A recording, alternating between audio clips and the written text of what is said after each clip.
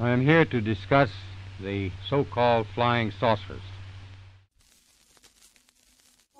We know now that in the early years of the 20th century, this world was being watched closely by intelligences greater than man's. Did the CIA write Wind of Change by the Scorpions?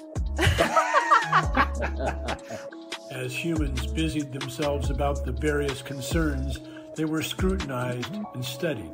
Dr. Loeb, what percentage chance do you give it that you have indeed uncovered extraterrestrial or non-human technology? With infinite complacence, people went about their affairs, yet across an immense ethereal gulf, intellects vast and unsympathetic threw their plans against us. All of a sudden, a stick out of nowhere landed right in front of us, and there was no tree, nothing overhead. Something threw it at us. Yeah. All things unexplained. So some of that, I think, sir, we'll save for closed session. Okay, Unexplained Ones, welcome back. This is Dr. Mounce, a.k.a. 718 from Beast Games, and we have a very special episode for you. We've got Beast Games Dystopia, and this is the brainchild of my co-host, CJ Derringer, and mine's pastor, who is a special co-moderator tonight, Brent Levy, and he said, you know what?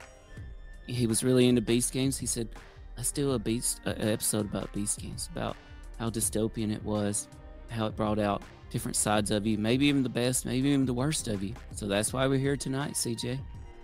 Yes, this is so exciting. And for anybody that hasn't watched Beast Games yet, there will be some spoilers.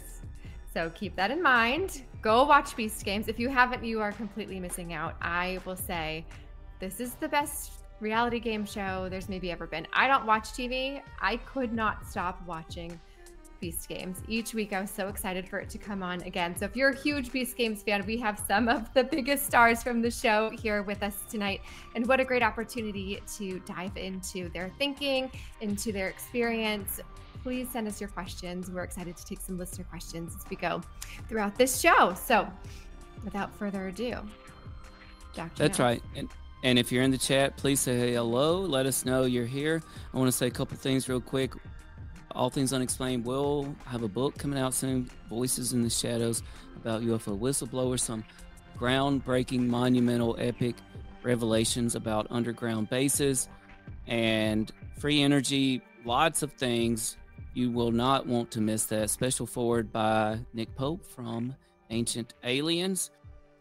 Somewhere between the podcast and my horror novel that I narrated called Killer Kudzu and Beast Games, I have been asked to do a small part in an upcoming horror movie of some sort.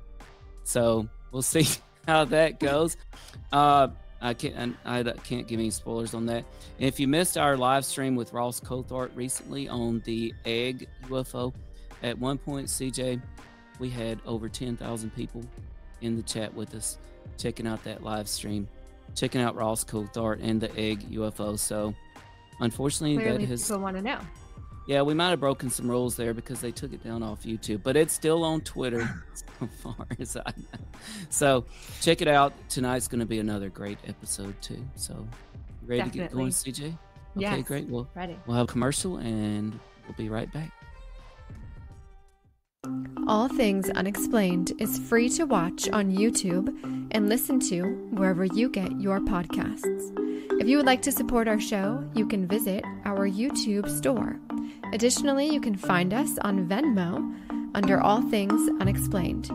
Be sure to check out our website, allthingsunexplained.com. All proceeds from the sales of Dr. Mounce's books on Amazon and Audible also go straight to our show. All right. Welcome, everybody. We're so excited to have each and every one of you.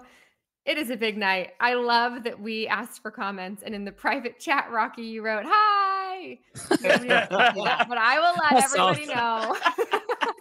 Hi, Rocky.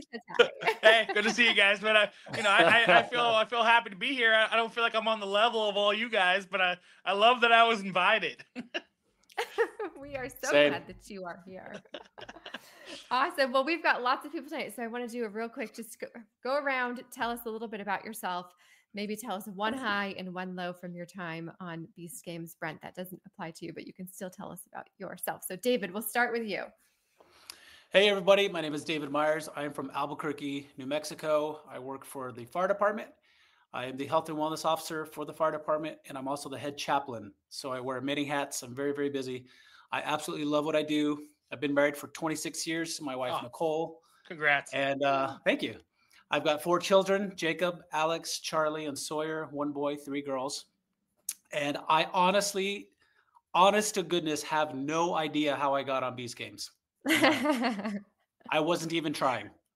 It was what made you apply? Did you apply? I didn't apply. I got a random email one day that said, "You've been invited." That was it. No idea. Wow. And somebody the rest is history. put your name in the ring. I think I know what it was. I got a little secret about David Myers. A lot of people may not know this, but this cat can ball. This guy right there can hoop, and it came out and talk about missed opportunities. There was a storyline there of some epic horse battles on the B City basketball courts. Absolutely. We got none of it, but David Myers can shoot some hoops. So can you, apparently.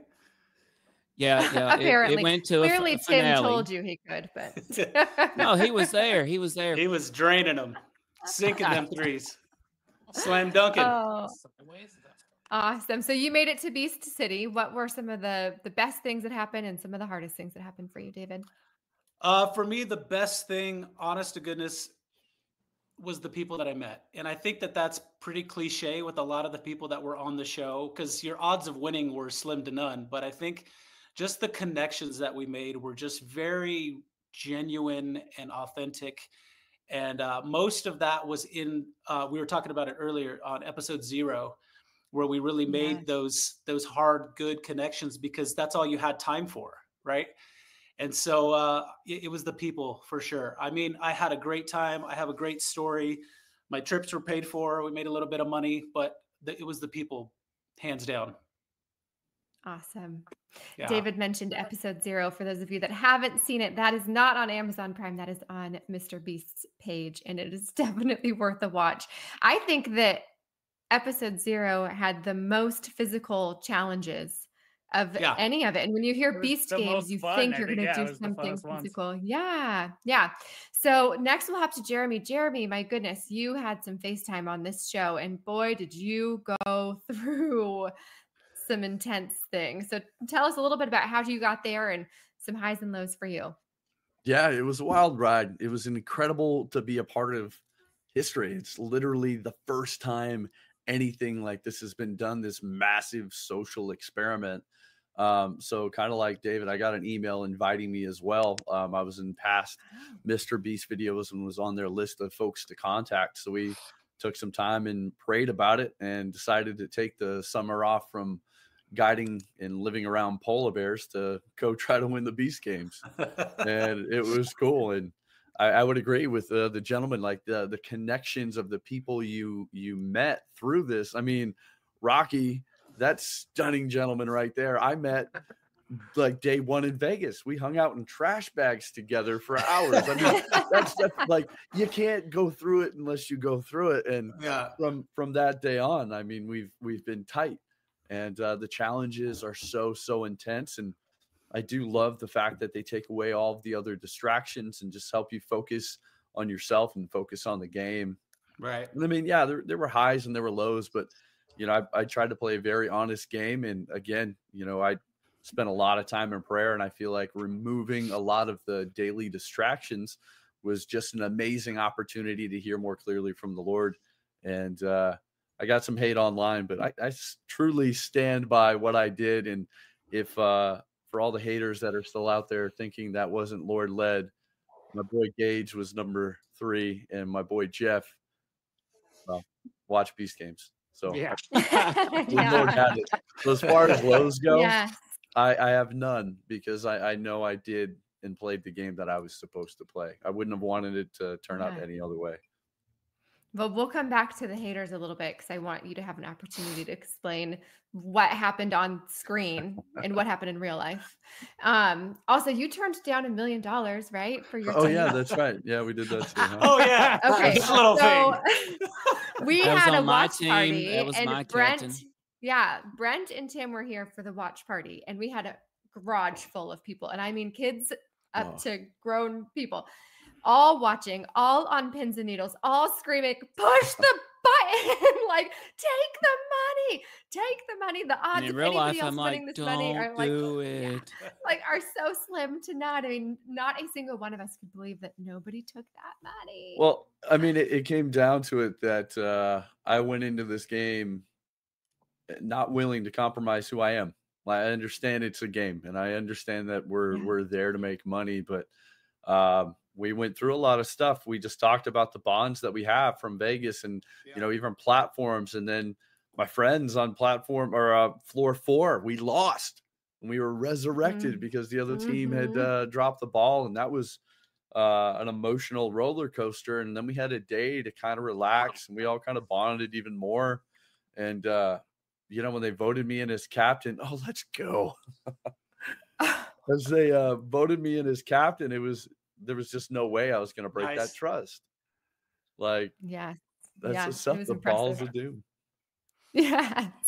All right, Rocky, you're having a night. You are having a night tonight. We are so happy to have you here. Tell me a little bit about your Games journey. My name is Rocky. I'm from Sacramento, California. I was number 800. Actually, the reason why I was number 800 was because of Jeremy and Jeff. They looked after me on the flags. I'm a bigger gentleman, and I was worried. I was scared that I wasn't going to be able to get a flag.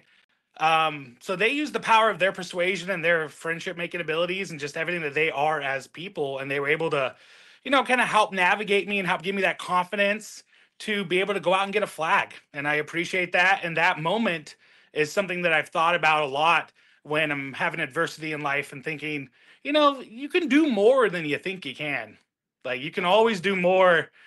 You always think you're not able to, like, if someone would have told me we were going to be on the Beast Games and we were going to be eating chicken and we were going to be, having oatmeal and chicken and eggs and fruit every day for 3 days, barely sleeping and just bonding together, I probably would have said, nah, I'm out. Yeah. It was the oatmeal that did it for you, huh? I was like, man, I'm a 350-pound man. I need some meat. I need some protein. I need good places to sleep. And, that wasn't chicken, by the way. That was not chicken. I don't know what it was. And wait, you got fruit? I did get a lot of fruit, actually. I got a lot of fruit. What was wild is that, so I met Jeremy, just an hour into getting into Vegas, and we became really good friends right off the bat. And then when I was in Vegas, I was struggling for a while, just trying to figure out how to kind of go through what we were going through. And he started praying for me, and we started praying a lot together. And then since I've been back, I've continued that prayer, and I just do a lot of prayer every day. And if things are getting bad, I think that there's going to be something in the future that's going to get better. And I think Jeremy helped me build on that completely. He helped me get through some stuff that was hard. I mean, that Vegas was hard. There was a lot of difficulty there. And it was hard mentally. I think it physically it was, there was difficulties, but it was a mental challenge that was off camera. And man, Jeremy helped me through a lot of that. And we just became like soul brothers, and it was just fantastic. And so I'm having a little party tonight. I'm enjoying SNL, and Jeremy's texting me, hey, come talk about our experience. And I'm a few moonshines deep. And I thought, why not? It's going to be a very honest discussion, man. Very honest discussion. Yes, absolutely. It will be an honest discussion. And a lot of what you guys have said already is why we brought Brent on. But yes, Tim. We got something we can send Rocky, because we happen to have a very special friend who sponsors us a little bit with their product, Smoky Mountain Squatch Shine. Oh, yeah? Oh, I would love that. Oh, yeah, and it's strong. I guess on the yeah, drum, definitely send me some of that. Yeah. Strong is an understatement. Oh man, I am so excited. I'm more excited than ever right now. Look, I can come over right now, Tim. Let's do that. We had to sit pretty far from the fire pit, but let's go. Yeah, you might go blind, but we're gonna have a good time. A good time. I guess we have to share. So the way I got on the show too. I never had watched Mr. Beast. I did not know Mr. Beast. I just wasn't part of that YouTube community. What I was part of was Hustler Casino Live. So I knew everybody. Like I have friends that run that, and I was really part of all that. One of them had messaged me and said, "Hey, Mr. Beast plays with us, and he's got a new show coming out. You like game shows. You're a very personable person. Could we have someone email you?" And I was like, "Yeah, sure. I thought it was something small. I didn't know it was anything big. I thought it was just, a couple buddies getting together and we're going to go do something, So I did like a little video chat with them. Like, "Oh, we'd love to bring you on. It's for $5 million. And I was like, "Oh, what?" I thought it was a group of like 10 people. I thought we were going to hang out, man. That's so awesome. That is great. Thanks for sharing that, Rocky. All right, Tim, tell us a little bit about your experience. Oh, well, so CJ knows I got on as a joke. My son, he's 10. He told me about, man, Mr. Beast, he's having a new game show. It's going to be the biggest one ever with the biggest prize ever. I thought he probably was in error on that. And I Googled it. I should have known. No, it's true. So I said, man, it would be funny if I applied for that. And I did apply 1 week later. And by the way, that was in July. 1 week later, my phone rings. It's a producer from LA. And I rejected it the first time. So it said LA. I'm like, no, nobody calling me from LA. Yeah. I rejected it the first time and went to voicemail. And then I got a text from the number. I said, okay, and they were like, hey, you want to be on the Beast Games? I said, well, okay, let's go.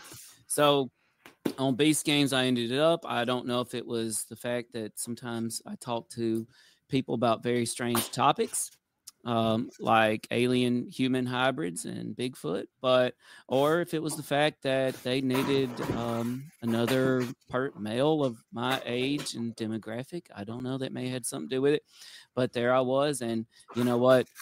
Like I was saying, I tell everybody, hey, go to Amazon Prime when you're ready, but first go to Mr. Beast's YouTube channel. Check out episode 0 because we made it through the first 1,000 cuts on there. We went through, I dare say, more physical and psychological situations in Vegas because we had no idea what was happening to us. We didn't even know how many of us it was going to be.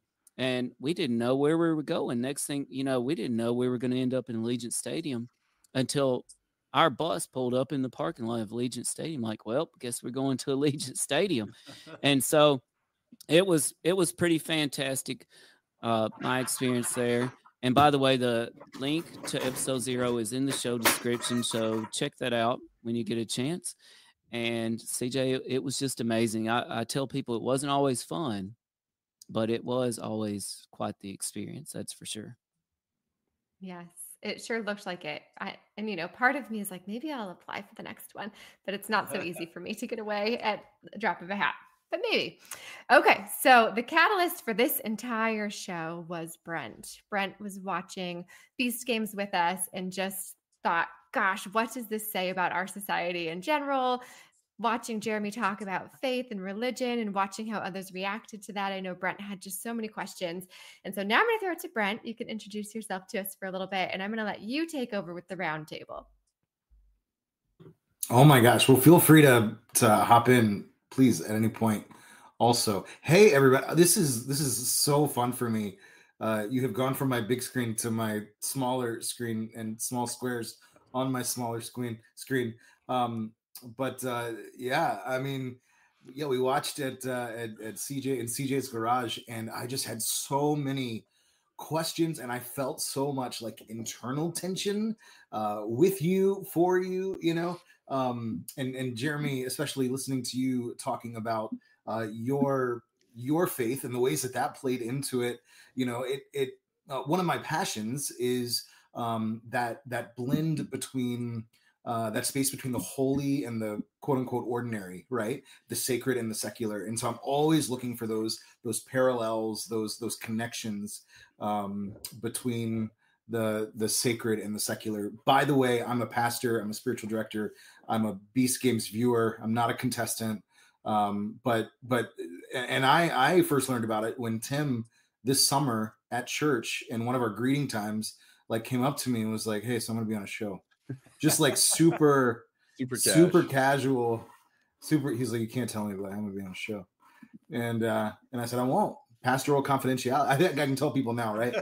Right, Tim? I think it's pretty cool now.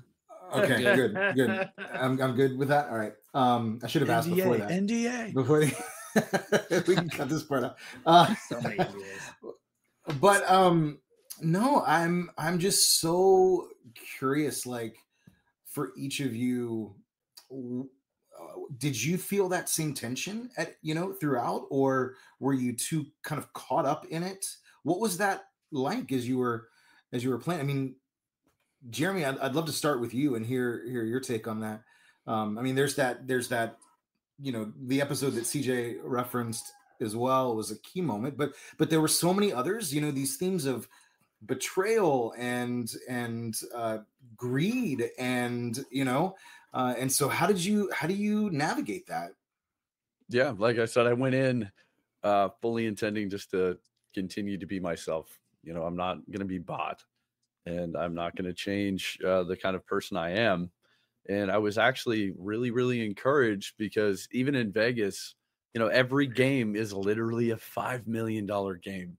So it's natural to want to seek wisdom and guidance and prayer and just, Lord, calm my nerves, just help me stay focused, help me, be a light and just not to let this get to me. And I started praying alone. And the next thing I know, other people are looking for prayer. And now there's 2 or 3 of us or 14 of us or how many. And again, I'm just kind of going around, just playing my game, being friendly. And it was really well received. I mean, I remember for flags, I'm screaming prayer over about 300 people just to help us calm down, to work together, to not have this be a selfish game where we're just going to stab each other in the back for our own well-being. But if we can look at each other and we can respect each other, we can work together as a team and we can all get a flag. And like 300 of us did. A couple people would cut the line and steal something, but we got, Rocky across. We got a 75-year-old woman across. We got someone with a really bad leg, someone blind in their left eye. Like, we got people across. Like, the Lord put it on my heart. He's like, love on my people. And I'm like, I'm here. All right, Lord. And I remember just praying, and it was like, when flag 1000 goes out, that's my time to go. And I got 991. And as we all know, the number that we grabbed kind of made some big decisions in our game. So I feel like that was Lord led, and I'm not someone that strives to spend massive amounts of time around a lot of people. Like, I love people, but I'm more of a drop me in the wilderness, go live with some polar bears. I live in Maine, like backwoods. So for me, like that's my personality. And in between Vegas and the Beast Games, I end up flying all the way up to Nome, Alaska. And I'm working on some project there and fly right from Nome right into the Beast Games. And it took some warming up to go from tracking grizzlies to playing this game again. So again, that's wild. That is wild. So I'm just, starting in prayer, like, Lord, help me open up to this situation. Let me be present for this incredible opportunity where you've brought me. And again, on platforms, super well received. We had time in between where people were being eliminated and before they would actually get dropped. And again, I just run around and be praying for people. Like, the Lord has better plans. Like, that $5 million is great, but like, they're shattered right now. And it's like, but listen, the Lord loves you and he's got plans for you. And that's what the Lord kept putting on my heart. And it was one of these things, again, you remove a lot of the other distractions. And if you make a conscious choice to look at each other with love, instead of just being like, that money is mine for my family, my community, forget you. No, we all have that desire. And like, whoever this goes to, if we can all lift each other up, someone good is going to win this thing. If we can set a vibe and a tone that we care for each other and we're not going to play the game that they want us to play, but we're going to play this game with respect. And again, there's free will and people are going to do what they're going to do. But that was what I was going to play for the game. And it served me really, really well. And I made some incredible friends and some incredible bonds. And every step of the way, I mean, floor 4, Tim, after we lost, what'd we do? We prayed. After we won, what'd we do? We prayed.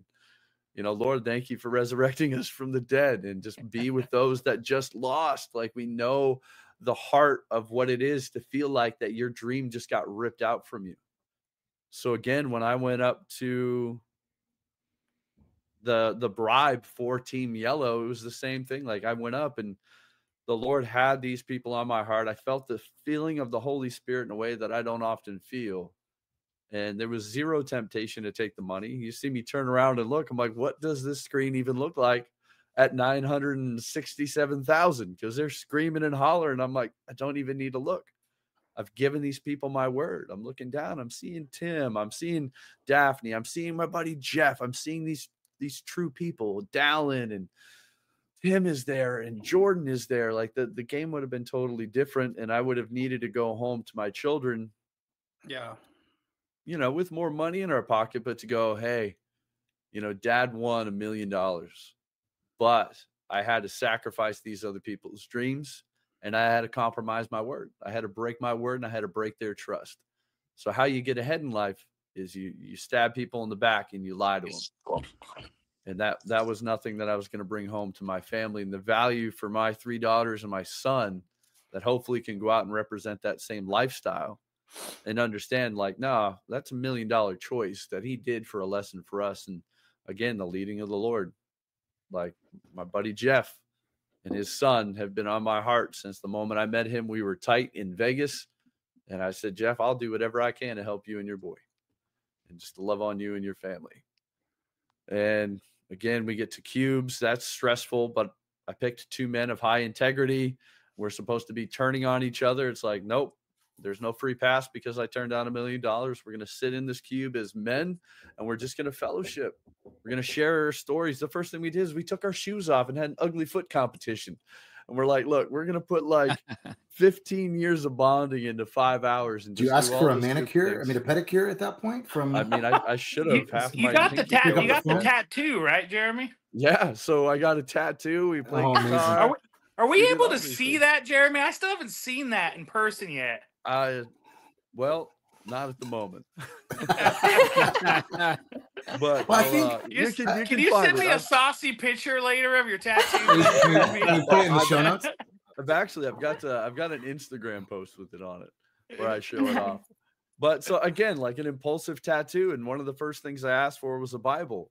And I'm studying through the Bible, and I'm reading everybody their numbers, and I'm studying through Psalms, and I read Psalm 91, and I just felt that overwhelming comfort.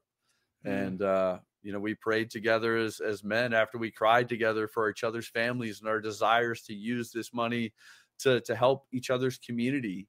And we said, we're going to flip a coin, and wherever that lies, we're going to be men of our word, and we're going to do that. And I asked to flip last, and my buddy Gage flipped tails, and Mark flipped heads. So even before I touched the coin, the Lord had preserved me. You can call it luck, you can call it whatever you want, but I know each step of the way, the Lord was leading and guiding me. So I flipped the coin, and that's what saved Gage. Then he got tails, and he continued his game. I think you bring up something really powerful about the show, which is, you know, it feels like Mr. Beast didn't necessarily set it up to demonstrate the redemptive aspects of humanity. You know, at every turn, there's betrayal, there is greed, there is a twist, and how many times in the show does he use the word brutal? Right, this is going to be brutal. You know, it is a joke, but we say that constantly. Yeah. And yet, right, the moments that you're describing, the moments that me as a viewer, I was most surprised was when it didn't go that way. Right, when, as CJ you referenced earlier, like everyone held and didn't take the money. You know, those moments when those bonds felt unbreakable. Like those were the moments for me that felt redemptive, in the same way that, like, you know, the world can often feel like it's bombarding us with bad news at every turn, and, you know, the breaking news alerts that come across our phones, and it feels sometimes like we're living in a dystopian, universe. And yet it's those moments of goodness, those moments of beauty, those moments of truth that just kind of break through it. That's what takes our breath away so often. And so I wonder, Rocky, David, Tim, what some of those moments were for you as you were competing. And Jeremy, of course, feel free to pop in as well. I think for me, back to episode 0, right after the boulder pool. Okay. I don't remember what team you guys were on. I was on Team Yellow. Pink. And Team Yellow was probably the most, I mean, we were a mess, right? We were just a mess. And they didn't show any of that on the actual episode. And that's the other thing too. I think there was so much gold that wasn't shown in the show. And I get it, right? Much. Yeah, because there's 2,000 people. How are you going to do 2,000 silhouettes and 2,000 profiles? It's basically impossible. However, there was so much gold that was missed. But for me, after the boulder pool, our team was in complete disarray, and everyone was just, yeah, I'm the team leader. No, I'm going to be the team leader. No, screw you. I'm going to do it. Yada, yada, yada. So after that game, we had a Team Yellow team meeting. And so I said, okay, whatever, I'll walk over there. And people are just at each other's throats. I mean, I walked over there and it was yucky. Like I felt it in my bones. I felt it in my spirit. Like I was like, I want nothing to do with that. That's gross. And as soon as I turned and left, because I was like, I don't want to do that. I'm going to just walk around because I didn't know anybody. I'm just going to walk around and we'll see what happens. As soon as that happened, my friend Emily, she grabs me by the arm and she says, come with me, come with me. And she takes me to the middle of Allegiant Stadium and we sit down and we just begin to talk, just her and I. And as we're talking, we're starting to see people that are sensing that same thing. Like that was really gross and we want nothing to do with that. And so we started picking people off like, hey, come sit with us. Hey, you come sit with us. Hey, come sit with us. And we're not going to give our energy to whatever this is. We're just going to sit here, get to know each other, kind of what Jeremy was saying, like just fellowship, right? And so unbeknownst to us, we start picking these people off. And so I'm the health and wellness officer for the fire department. So I work a lot in mental health and behavioral health in that world, right? Emily was a mindfulness coach. One of my best friends, Chelsea, she's a yoga instructor. Derek was a pastor. My buddy Nick was always the one that would lead us in prayer every morning. And Robert and everybody, Raven, just naming all these people, right? We started forming this really cool bond. And every night we would sleep in a circle and our heads would be in the middle and the producers would walk by and they'd be like, you guys look like sunflowers. I don't know if you know this, but you look like sunflowers. And so we ended up calling us the Sunflowers, our little group. But every single morning we would wake up and we would do a mindfulness breath work session. And then we would move into like a yoga flow. And then Nick would lead us in prayer, right? And it was just like people would come in, just kind of like what Jeremy was saying. Hey, can I be a part of this? Can I just sit in here with you? Because again, everybody around you is just chaotic. Everything is chaos. And I thought it was weird because I'm like, guys, these are children's games. Is that by design? Do you think, was that by design? 100%, 100%. And if you watch some of those little documentaries that they show of like creating the games, that's exactly what they wanted. They wanted the drama. They want the chaos. They want all of that nonsense, right? But us as this little group, we were like, we're not going to give our energy to this stuff. Again, they're children's games. Just like people are like racing and like hurting themselves and like training. And I'm like, stop. So let them explain the game. And then the 5 minutes prior to the game, we'll figure out a strategy. The strategies aren't that hard. But in the meantime, because again, what you saw on TV, like we would play a game and the game was maybe 30 seconds. And then you would wait 18 hours and for the next game, right? Yeah. So it was just exhausting mentally, right? The magic of Hollywood.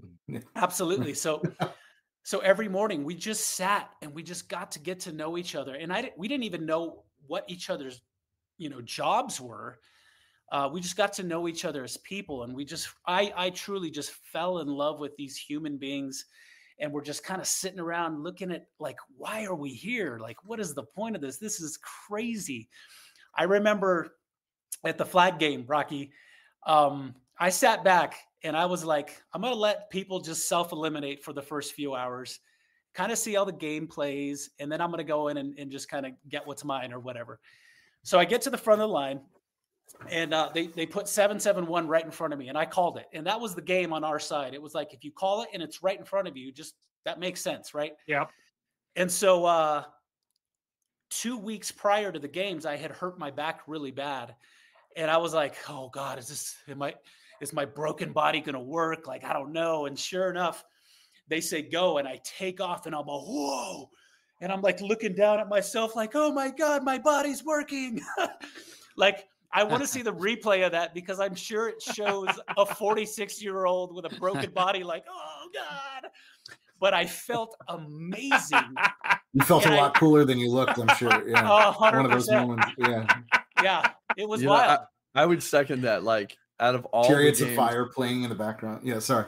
Out of all the games I played, like grabbing that flag was the best. So yeah, and so I grabbed my flag, and unbeknownst to me, there's a GoPro on the bottom of it. And I don't curse all that often. I mean, I work in the fire service, but you can ask the guys, they make fun of me. I don't curse all that much, but I grab it, and just that sense of elation. Like, if this is the feeling, like winning the World Series or a Super Bowl, I feel like that's kind of how this feeling was just for me. I don't know. I can't speak for you guys, but I grabbed that flag, and I was like, yes, right. I was so pumped up. And I went to the winner's circle, and I'm holding the flag, and I'm just like, where am I? What am I? I have children. I have a job. Like, I'm in Raiders Stadium playing these weird games. It was just so surreal. Again, I have no idea how I got on the show, but I'm just so deeply honored that I was there to share this, experience. Just like what you were saying, Brett, in these liminal spaces between sacred and holy. And I felt like I was there most of the time, but mostly with the people that were there and the connections that we made. It was powerful. And people make fun of me because I turned down a lot of money, especially on the game right before we went to the city, where you could take $100,000 but eliminate your team. I could have done that 3 times. So when I got home, everybody was like, "Why did you take the money?" Yeah. And I was like, I told them I wouldn't, and so I'm a man of my word, and I didn't do it. And my wife was like, "We could have gone to Scotland again." But that's Scott just calling your name. That's right. But it was phenomenal. I have no regrets. Just like Jeremy, no regrets. Good. There's about four events that like in my head will just live forever. So first off, in Vegas, there's this briefcase game we all play. If you remember the briefcase game, I have a very, very good memory, like a fantastic memory. So I was able to memorize the entire board in like 3, 5, 10 seconds. So me and some of the people near me, we just walked to where we were going to go. It was simple, easy. But there was a lot of people who ran to their stuff, knocked people over, and they had to go to other places. They were just displaced. They had to go. In my section, a few people walk over and they go to their places. There's this guy named Skylar who goes to the wrong one. It's an elimination briefcase. I have memorized the entire board, so I told him to move over to the one that I knew was safe. I knew that one was safe. I'd never met the guy before. He put his full faith in me. He did it, came over to me, gave me a big hug, and I prayed for him. And I said, "Hey, man, I want to make sure all the best get through. You seem like a really nice guy. I want to make sure that you get through."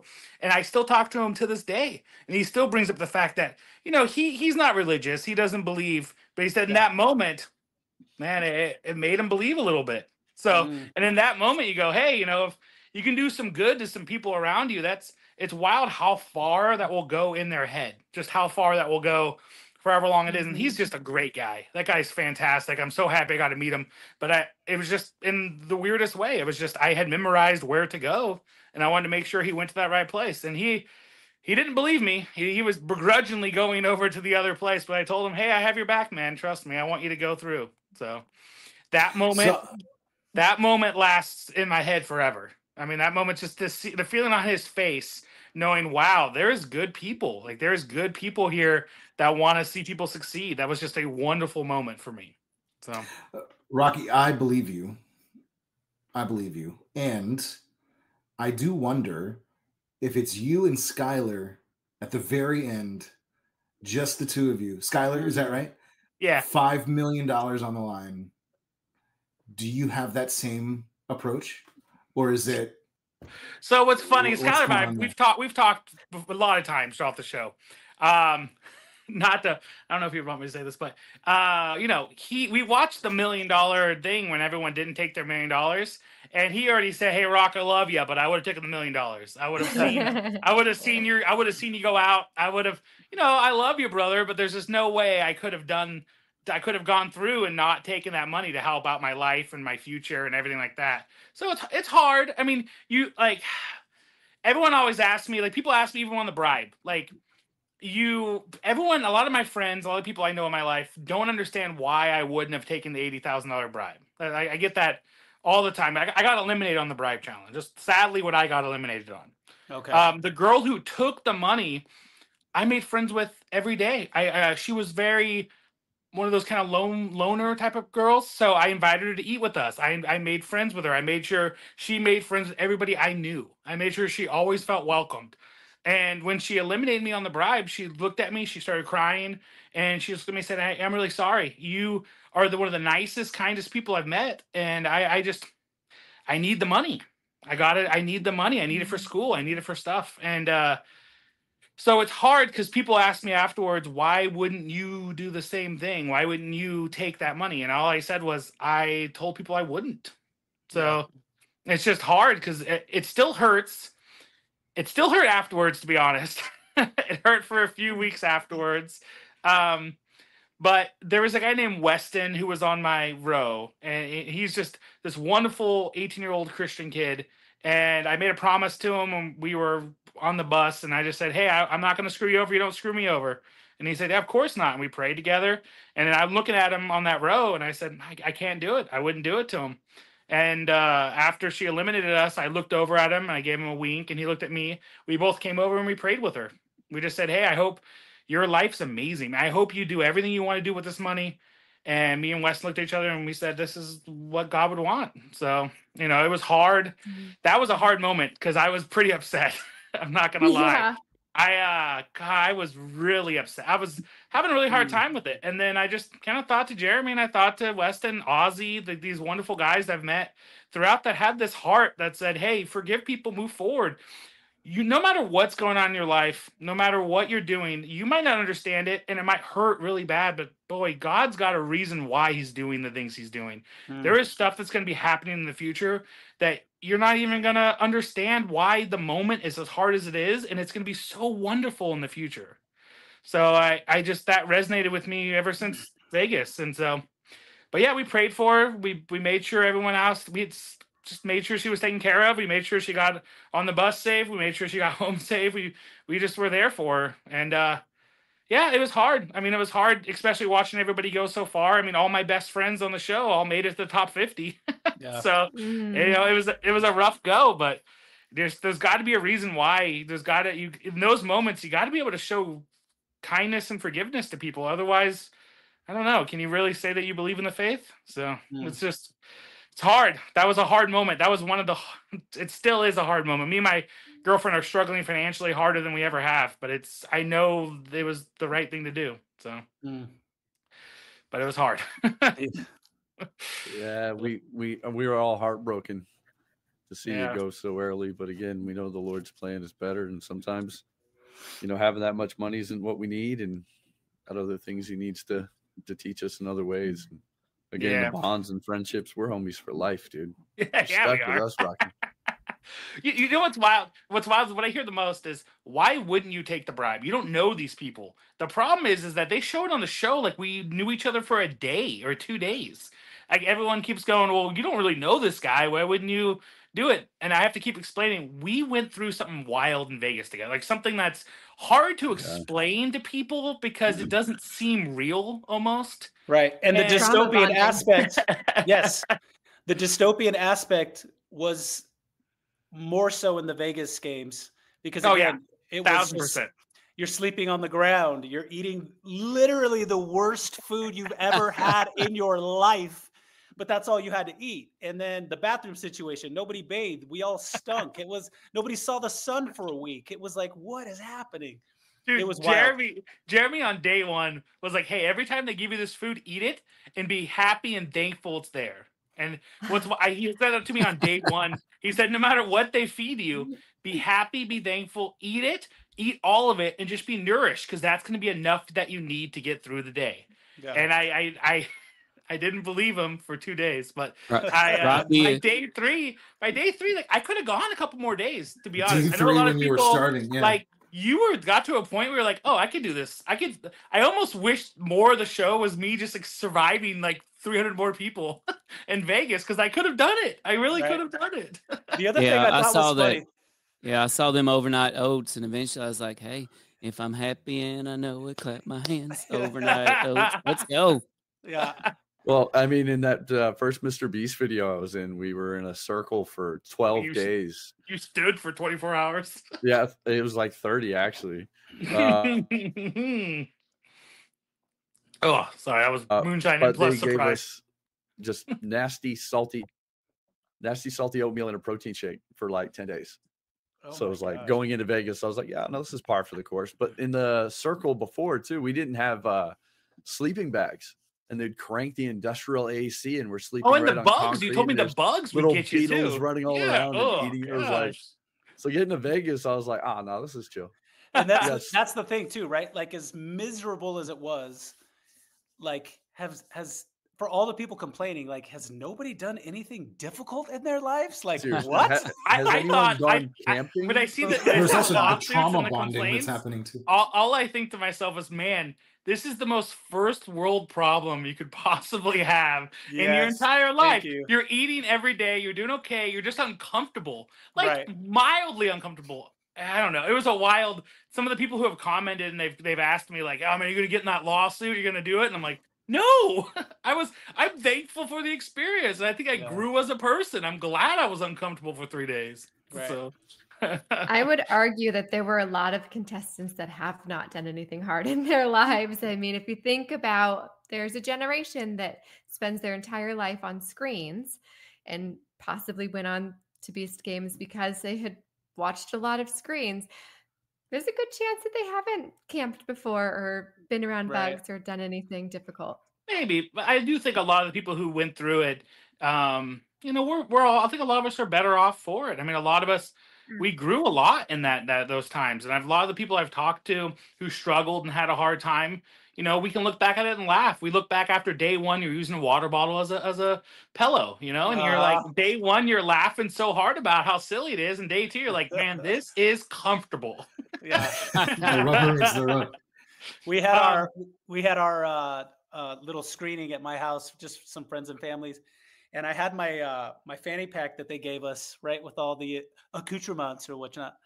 And so right before, I did a stupid little video of, hey, I got my jersey on, I got my Feastables, I got my Prime. Here we go. We're gonna watch the Beast Games. And I opened up the fanny pack, and I had totally forgotten, but there was a whole thing of dude wipes. And I was totally triggered all over again. Got it. You know what? To be fair, I did not like the dude wipes. I wasn't a big dude wipe guy. I don't know, Jeremy, I don't know if you remember, you might, we were on day 3, we were waiting, we were getting out of the, after we had done our briefcase, we were the first one on Pink Team. And then we had to wait, 12 hours probably to get everybody else done with their briefcase games. And I was sitting there like, I'm pretty hungry.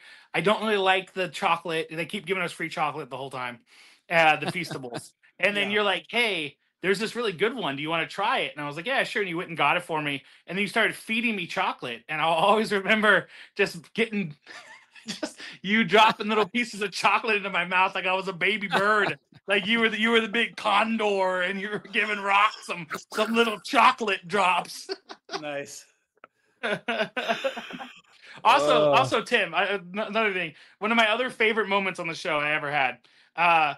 During the block challenge, the block, it's so much different than how it's shown. It really is. So when we did it, they said at first, hey, after 10 minutes, we're going to play a game. We're going to get people eliminated. We're going to play some dodgeball, things like that. And then so many people got eliminated that people were able to survive. My blocks fell 5 seconds, maybe 5 seconds into it. I mean, they fell as fast as humanly possible. And I thought, okay, well, I'm out. This is it. So, I'm crying and I'm like looking after other people and I'm, ready for it. And then finally we get to the point where we all have to see if we got eliminated or not. I've just been yelling to Tim across the way. I'm just joking with them, saying little things, whatever. And then I thought I was going red, and I didn't go red. I survived. I couldn't believe it. I could see Jeremy still yelling and screaming way down the line. I jumped off my platform. I had never actually gotten close by Tim at all. I wouldn't give him a big old hug. I wouldn't give a big old bear hug. I picked him up and I'm giving him a big old hug. I'm like, dude, I made it. I can't believe it. I'm like crying, snot's coming out of my nose probably. Nice. And he's like, oh yeah. He's like, oh yeah, that's pretty good, man. That's pretty good. And I go back to my thing and I was like, I'm sorry, Tim. I know we just met.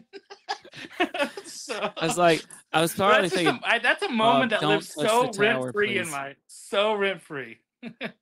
What's that? I was probably thinking, don't knock down the tower, please.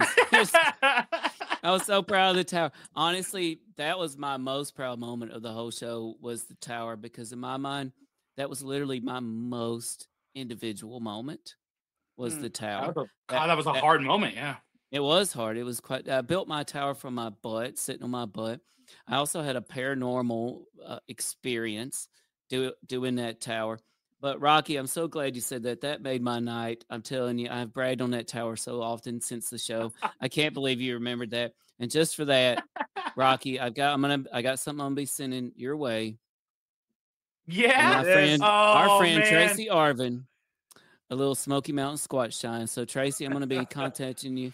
And our friend Tracy here, he had a Sasquatch encounter as a youth, not a ute, but a youth, and walking to the school bus, and I identify with that, and it later on inspired him to come up with Smoky Mountain Squatch Shine. So 90 proof, Rocky, I'm going to be sending. Oh, I can't wait. I'll live taste it, and I'm gonna send you my reactions, Tim. Hey, no, let me know. I'll live taste it with you. Yeah, you want to? Oh, I'll do it with you. It's like some bonus content there for you. And Brent, they're in. I'll just send it to everybody. David, you're getting some Squatch Shine. Jeremy, Squatch Shine. I'm in. On the way to you. But yeah, I actually. Like Oprah. Yeah. The Oprah of Squatch moonshine.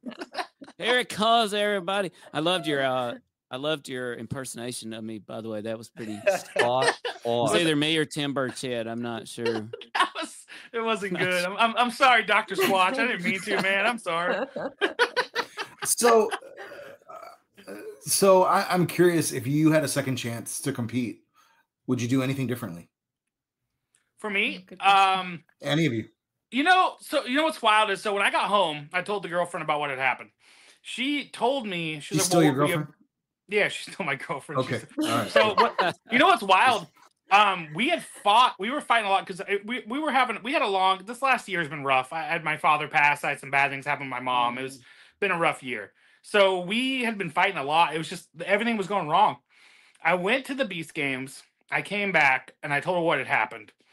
And she told me, to much my surprise, she said, if you would have taken the money, I don't think I would have known who you were as a person. I thought I knew who you were. If you would have taken the money, her dad and her mom are all very good people. They're very, very, they wouldn't hurt a fly to get over in life. And when I told her whole family what happened, her dad was like, "Hey, I'm proud of you." She's like, I wouldn't want a son-in-law who would do the same thing. I wouldn't want somebody who would screw people over for money. $80,000 that's not enough to hurt people for. So, and it was a weird thing because me and her have been a lot closer since. We've been a lot closer. She really understood what had happened. I mean, it's hard. She still wishes I made money from the show and all that. But when we look back and she asked me the same thing. She said, well, what would you have changed differently? If you would have taken money in the beginning, you would have been insufferable because you would have said, what would have happened if I would have stayed on the show? I would have been miserable bothering her nonstop about that question. And she said, if I would have taken the $80,000 to hurt people, I would have been a hypocrite because I told her I wouldn't be that type of person. So she said, you would have done that. And then I would have said, well, is that a person I can trust? Because you would have never, ever, I would have never thought you would have done that. So we look at it and we look back and trust. I've had dreams. I've had dreams and dreams and dreams. Oh, sure. about what I would have done differently in that show. Right. And I don't know, honestly, in real time if I would have. In hindsight, I would have taken the $20,000 in the beginning of the show. I would have taken that not to hurt nobody. But if I knew what I knew now, I would have done it. But if I would have done that in the time, Jeremy would have gotten calls from me nonstop for 5 months about why. Well, I missed out on the TV show. I would have done this. I could have done this. You know, I host trivia for a living. So when I see all the trivia related stuff, I'm like, oh, I would have crushed it. So, you know, I look back and I guess I wouldn't have changed anything. I mean, and honestly, the girl who got me eliminated, it took me a while to like really, really, really forgive her. In the moment I said I did, but you know, I want to be honest with myself. It still took me a little while, but I look through it and I've talked to Jeremy about this. You look through, she made more money than people like what, like 80%, 90% of the top 150. Like she made more money than like any of us here. And you look at it and you're like, hey, you know, good for her. I mean, good. You're not making money on the show unless you do it. And I'm, you know, I look back, I'm happy with her. We've talked many times since then. And you know, good for her. I mean, honestly, that was the only way to make money on the show, really. So, I mean, good for her. I mean, you know, she did something that's going to help her out. She's going to school. She's able to pay off her debt. And, yeah, it's just, I don't know if I would have done anything differently because I would have been a horrible person. I would have been insufferable if I did. Brett, I think for me, initially going in, so I had a timetable in Vegas. I had a chaplain one-day event where I host all the Metro chaplains in the city to a little thing that I host. And I had to do a wedding that next day and a few other things, right? So while you were in Vegas? Yes. So going into weddings, David? Oh, that'd be nice. I do. So going into Vegas. That down here. Hey, I do too, Rocky. I'm just saying. So going into Vegas, you guys can all take turns doing my wedding. Jeremy can do a little bit of it. David. Now make him do a challenge. Make him do a Yeah, challenge. we'll do it together for the highest wedding. Who officiates my wedding? Let's see. That's awesome. But going into Vegas, I had a window. I was like, I have to leave on Monday. I have to. So my strategy, I told my wife this, I said, I don't know these people, right? And this is a game show for money and like go in there and get what's yours and then leave, right? And so that was my strategy. Like if there was a bribe, I was just going to take it because I have to go. Yeah. But what I didn't realize was everybody was leaving on Monday.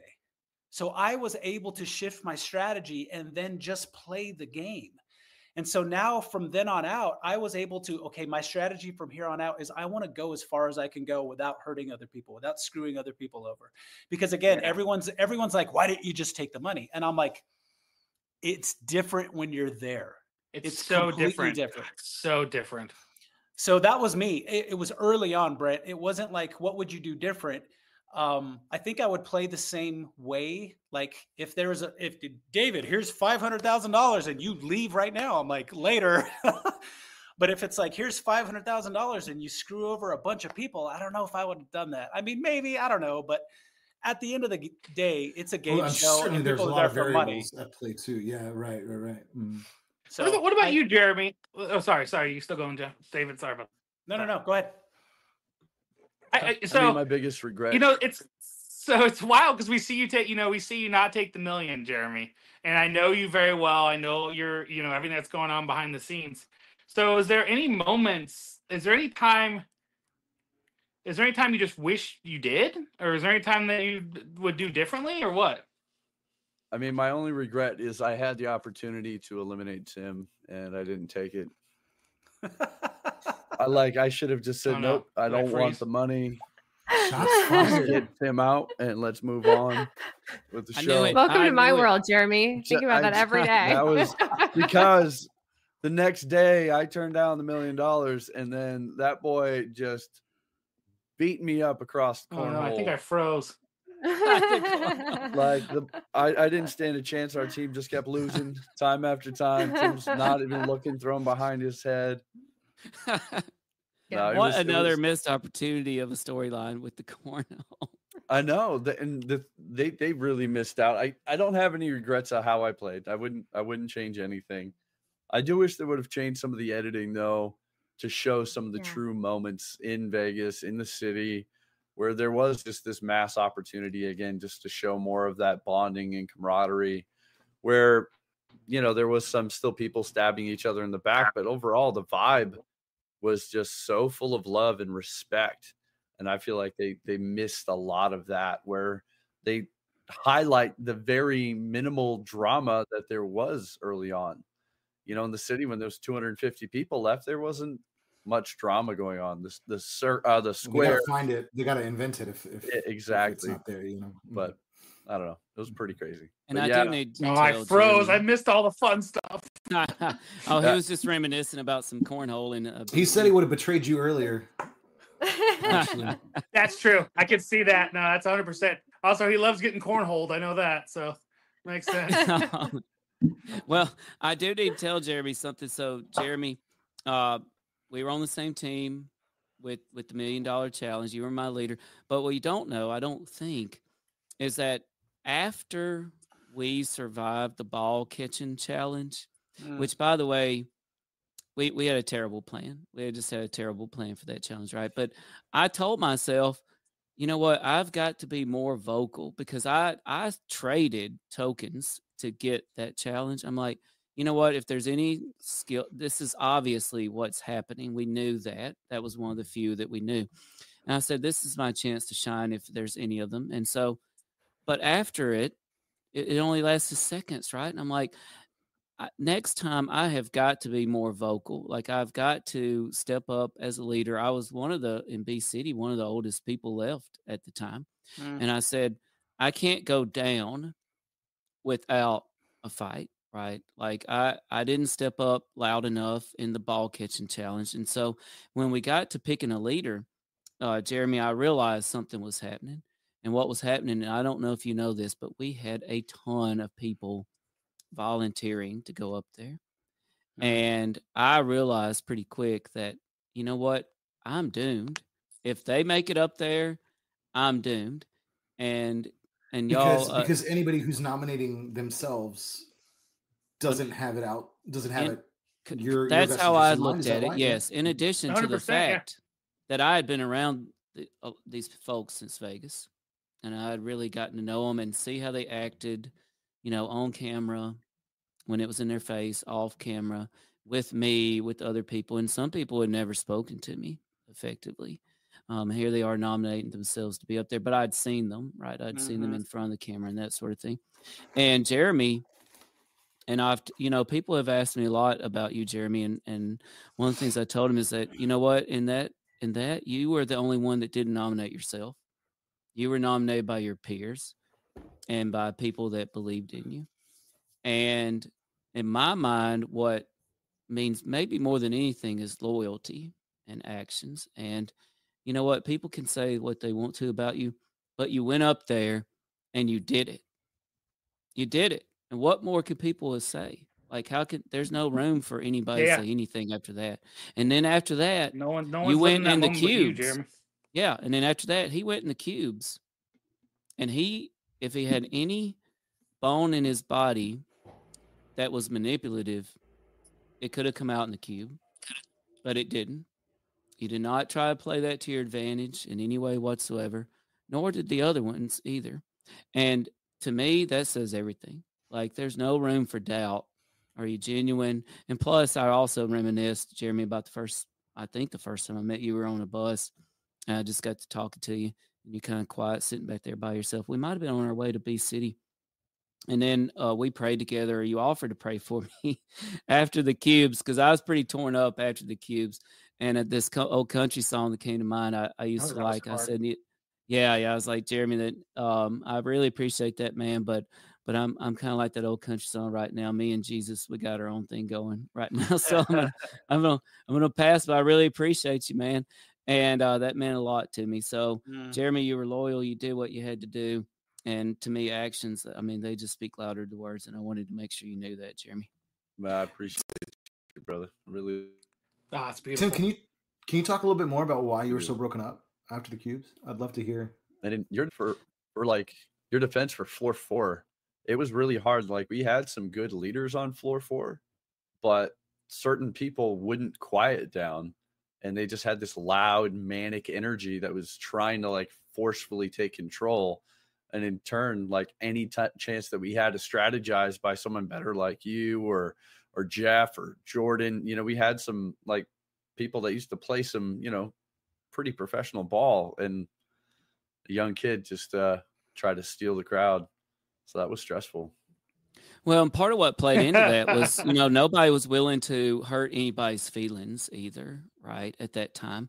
And so in hindsight, what we should have done, we should have said, hey, Jordan, even if I wasn't one of them, we clearly had some people that would have dominated at the challenge. And we could have just picked out 4 or 5 of them and say, hey, go get it.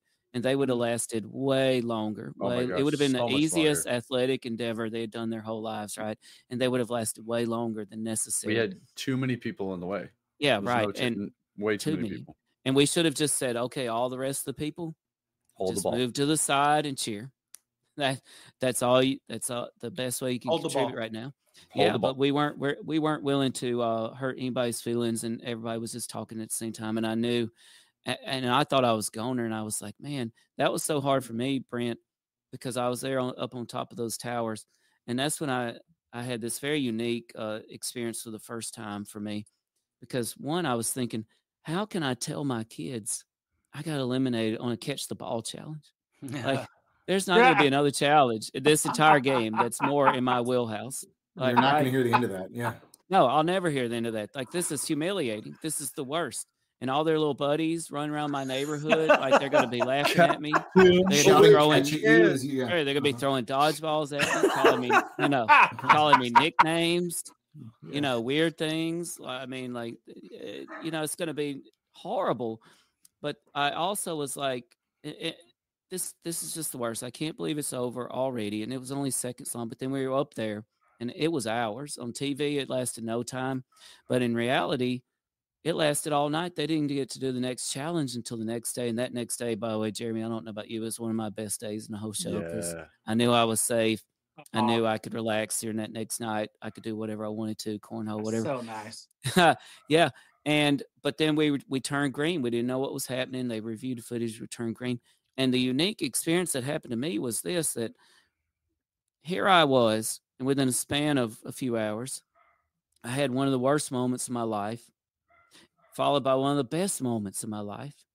And I realized nobody from my real life knows anything about any of this.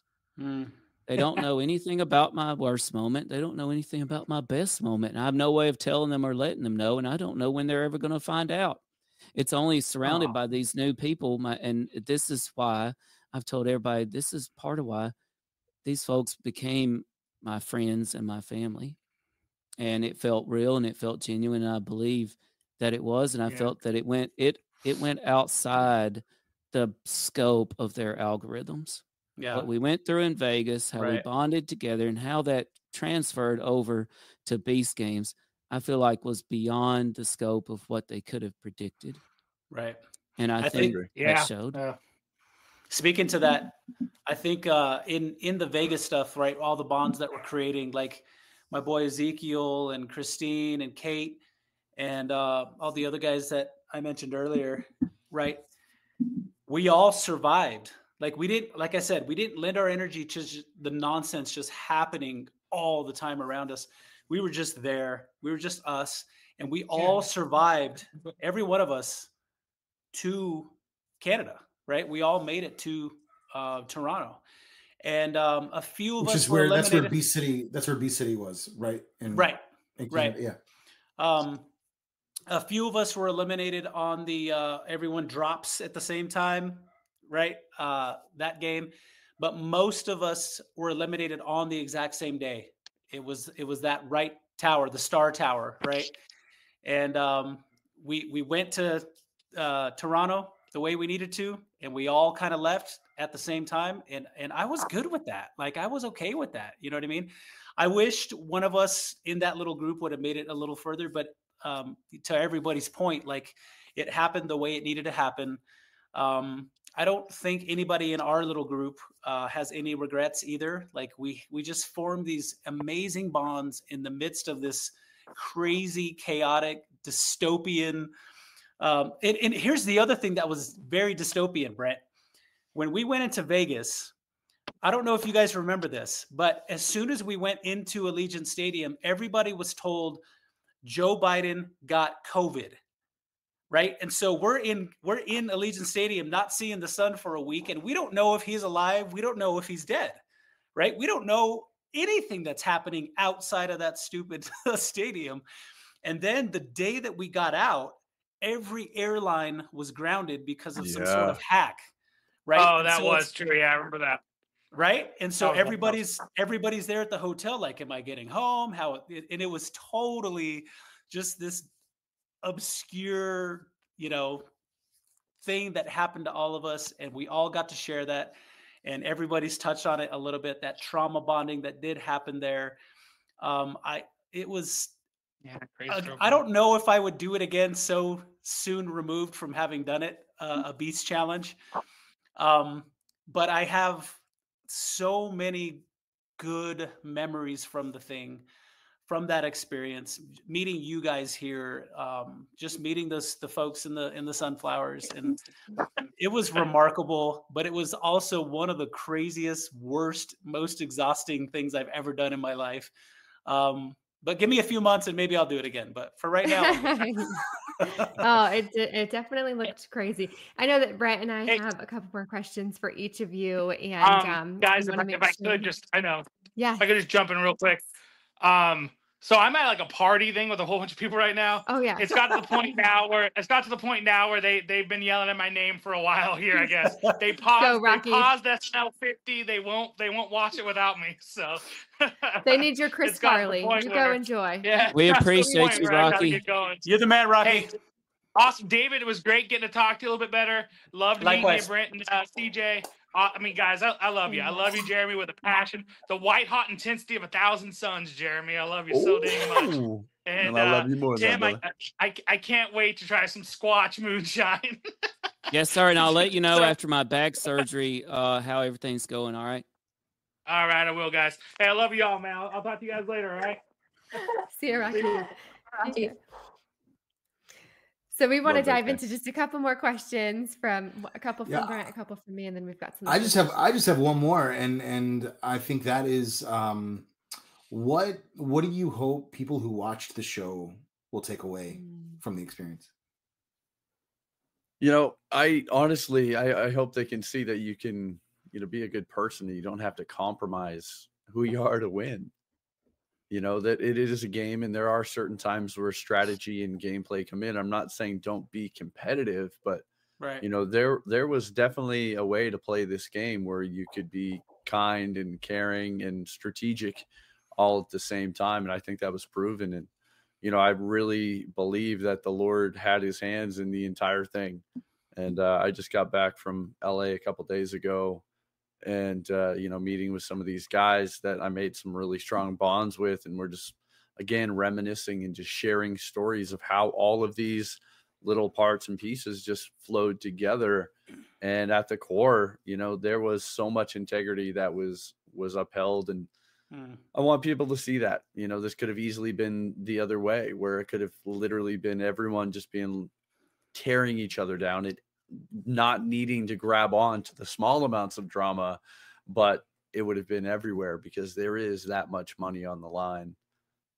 And I think again that the top 60 players showed really top 10, top 6, like just a wonderful, wonderful blend of people that I hope can continue to inspire the world in their different ways, from Jeff, chasing down a cure for his son's medical condition, to Tawana, trying to chase down and start a home for those women engaged, trying to help his family and, continue his career as an EMT, and, just so on and so forth. That's what I'm hoping they can take from it.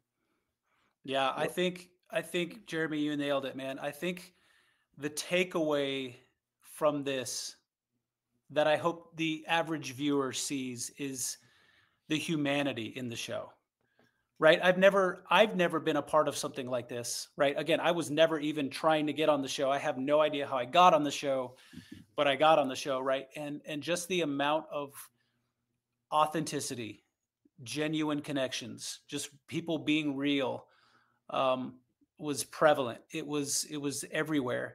And I hope that people can see through the slick editing, right? See through TV world and actually kind of dive into, wow, these were, because again, we would play a game. The game was maybe 30 seconds, and then you would have a day, 24 hours just to get to know people and sit with people and understand where they come from and their backgrounds and their children and stuff like that. It was a lot. It was heavy. There was a heaviness to it, because there was a lot of people that quit their jobs to do this show. So there was some desperation on some parts and stuff like that. Right. But the humanity of the show, I thought, is what's going to maybe kind of take us to that next level. I mean, yes, it's Beast Games, and we're playing a game show for money, and all of the people at the top are watching 2,000 people run around and be crazy and do crazy things for money, right? That's what the show is. But to Jeremy's point, to everybody's point, right? It was these deep-seated connections, getting to know these people on a personal level and know their story, right? And getting to cheer for them. Like, if I don't win this money, I'm going to be good because I know that Tim's going to be good. And I know that Jeremy's going to be good. And I know that Rocky's going to be good. And I know that these people are going to be good to some degree, right? I've never seen that on any other show, right? Every other show is just very cutthroat, and I hate that guy, and I hope that guy goes down, and that kind of thing. For me, it wasn't that. It was much different. And hopefully we met some new upper echelon of how game shows should be played. I don't know, maybe I'm just talking, but for me, it was that, right? It was that we protected the humanity of the show. Like when Jeff, we're doing spoilers, right? Yeah. When Jeff won that on the very first pull, I cheered. Unreal. I cheered. I cried. My daughter and I cried. We were like, what is happening? It was phenomenal. It was the way it needed to end, right? It was the absolute way that show needed 100%. to end. And it galvanized some things in me. Like, heck yeah, maybe if I would have screwed somebody over, it wouldn't have ended that way. And we wouldn't have got the ending that we all needed. So yeah, there was an integrity and authenticity that just sort of carried through Jeff, the whole time. You knew that you could trust him. You knew that he was deserving of that. Yeah. Right. Yeah. And no editing could have taken that away, Agreed. That's his character through and through. And I do want to jump in here on that note. Like, Jeff and I are incredibly tight. That's probably our closest connection from the show. He's just a true brother. And in actually a couple of days, him and I are flying out to Death Valley, and we're going to rock across the state of California to continue to raise awareness and funds. We're going to be making daily content for his social media channels. I run a small film and media company when I'm not doing the polar bear stuff, and we're going to go out because even with his win, that's still just a splash in the bucket. Sure. It's going to be 30+ million after some of the science gets done. So maybe another 10 million for the scientists to try to figure out a way to make it through the blood-brain barrier, then another 30 million for clinical trials. So the way it's going to work is daily videos, and that every night we'll check how much money was donated, and we'll correlate that into how much weight we're rucking the following day. And we're going to try to attempt to do a marathon every day until we go from Death Valley into the ocean on the other side of California. So that's coming up. So be in prayer about that. And if you guys could help share that awareness. Sounds like the real Beast Games right there. Well, and that's it. It's this understanding that, actions need to be done. The Beast Games were amazing, but that's what they were. They were games. And there's a really good chance that we can find a cure for these children. And now it's time to go to work. And when I say the Lord had his hands orchestrating this entire show, I mean, the right man won and is using it the right way. So instead of a bigger house, a fancy vacation, a brand new car, we're putting on weight vests, and he's going to go put the rubber to the road to continue to use this thing that could be self-glorifying to lift up others. So yeah, a better man couldn't have won. And David, to your point, each action had a reaction. The way Tim played, the way you played, the way I played, it was the way it needed to be. That's phenomenal. You got my full support, brother. Yeah, and we definitely want to mine share too. that. So I'll be getting in touch with you after the show, Jeremy. Make sure we can put that out there with all our future shows and show descriptions and that sort of thing. Yes. Thank you, I brother. will really say appreciate that as I mentioned earlier, I don't watch much TV. I don't let my kids watch much TV. My kids had never heard of Mr. Beast until Tim was going on Beast Games. And so that's when we started researching that a little bit more. My kids don't do YouTube. They don't do anything really. They get a little bit of PBS Kids every once in a while. So I was very nervous about letting them watch Beast Games. Was this going to be something kid friendly? What were my kids going to be exposed to that they have not yet been exposed to? In this world, I do keep them in a little bit of a bubble right now because I can, and that's my choice. And I'm afraid of all of the things that they might learn too early. So watching Beast Games, I really expected some ugly behaviors. I really expected cutthroat, throwing people under the bus. And that never happened. And instead, there were a few, but they definitely portrayed those as kind of the bad guys. And so my kids could see the difference between the bad guys and the good guys. And instead, my kids got invested in these people who were genuinely good people and watched them sacrifice themselves for the better of others. And it truly was not how I think Mr. Beast designed the show. I don't think that they expected what happened to happen.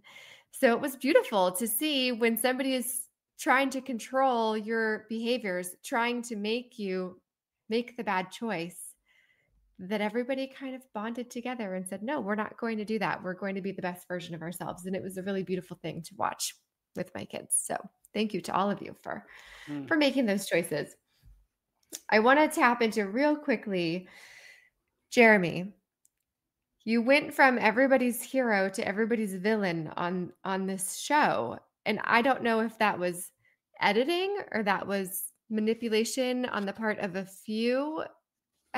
Explain to us how that happened, because as a viewer, all we saw was you being your true self, and it didn't come out as a villain to any of us. But next thing you know, it was being portrayed on the show that everybody was out to get you. Yeah, it was really interesting because there is the edited reality and the perceived reality and then the actual reality.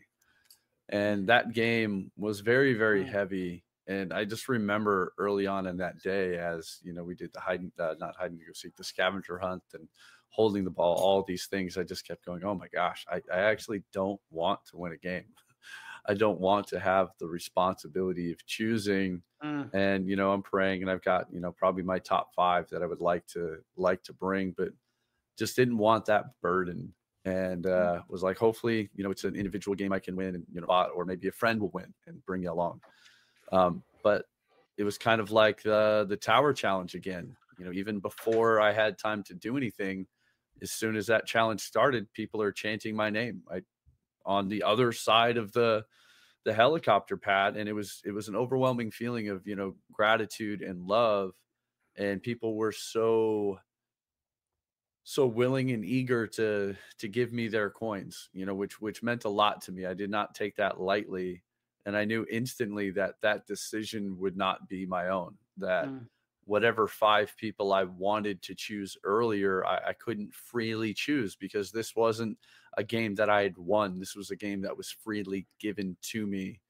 And I must have received 75 or 80 coins rather quickly. Again, I never asked for any.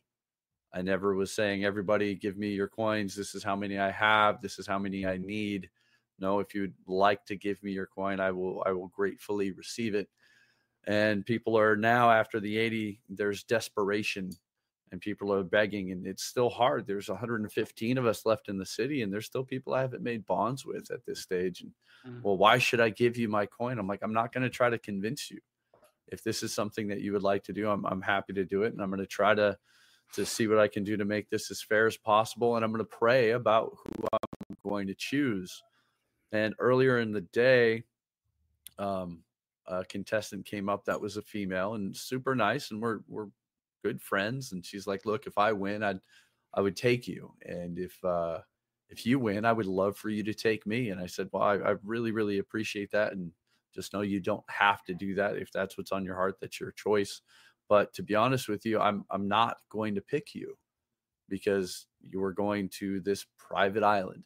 I'm a happily married man, and I know the way the world works and the way the internet works. And I don't want there to be any falsely perceived realities of, well, Jeremy picked these women because there's a deeper relationship to them or something like that. And again, that is a bold thing to say, but I care about my wife more than anybody else. This is my family. This is my ride or die. We've been best friends for 11 years, and then we've been married for 12. And I wanted to honor that in the best way that I could. And that now around coin, 85 is being misportrayed. Jeremy hates women and he's a creepy cult leader and all of these things. But the show makes it sound like there's so many people doing that, but there was like 7. And, they're being very dramatic and very loud and very hypocritical. You look at Mia, who won the island, trying to give me a hard praying and following the Lord's leading. And then she does the exact same thing and wins an island. The Lord led her to the right case and she saw it. And I did the same thing when I got on the helicopter pad. I felt the weight of this situation and not trying to be dramatic, but saying, Lord, I need to hear from you. And in my personal life, when I am in a situation where I'm struggling, I receive counsel. I receive support from people of integrity, people that I can trust to help carry this weight with me. And I reached out to the people the Lord put upon my heart, which was Gage, because we had spent time in the cubes together and truly have seen each other's character. And just, I know the plan, like God has just such good things in store for him. And my buddy, Jeff, again, we've been close since Vegas, and an incredible man of integrity. And I wanted him to be by my side. And again, if there was anybody there that deserved this win, it was Jeff. And then I prayed and I gave them each a ticket and saying, okay, well, if there's a big clamor now that everyone wants a woman brought and they're, feeling left out. And it's like, well, maybe Gage or Jeff will pick a female and we can appease that random order of these. And I did not persuade them in any way to choose. I just said, pick who you want to choose. And Gage picked David, a guy I'd never met. No idea who he was. Guy looks just like Willy Wonka from the newest Willy Wonka movie, but I had never seen him before. And so I was like, great. The randomity of it is actually working. And then Jeff picks my great friend Patrick, and my heart was actually pretty filled. I was like, I really wanted him to be here, but I selfishly couldn't pick him. And I said I would bring a woman reluctantly just to try to be fair. And the Lord put Daphne on my heart. And earlier in the episode, during a counting game, she dropped her ball and started counting out loud and, throwing people out of sequence. And, people got rubbed the wrong way. And, her lifestyle and my lifestyle are different, but the Lord had her on my heart in such a way to just show love and grace to the one that needs it right now. So I went over and I gave her a ticket, and everyone was still freaking out. You said you would bring a girl. I'm like, she's right here. And you're just mad because it wasn't you. And it was a stressful situation because now there's less helicopters. It's going into the night.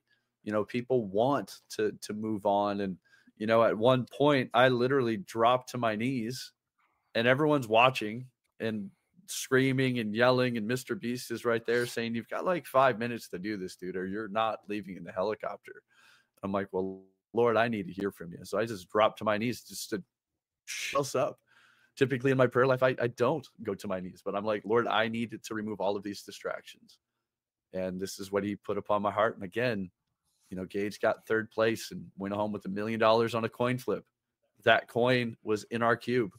He flipped tails in the cube. I flipped tails in the cube. That's saved him. Coins were gifted to me on the helicopter. That token, that golden ticket got him to Panama.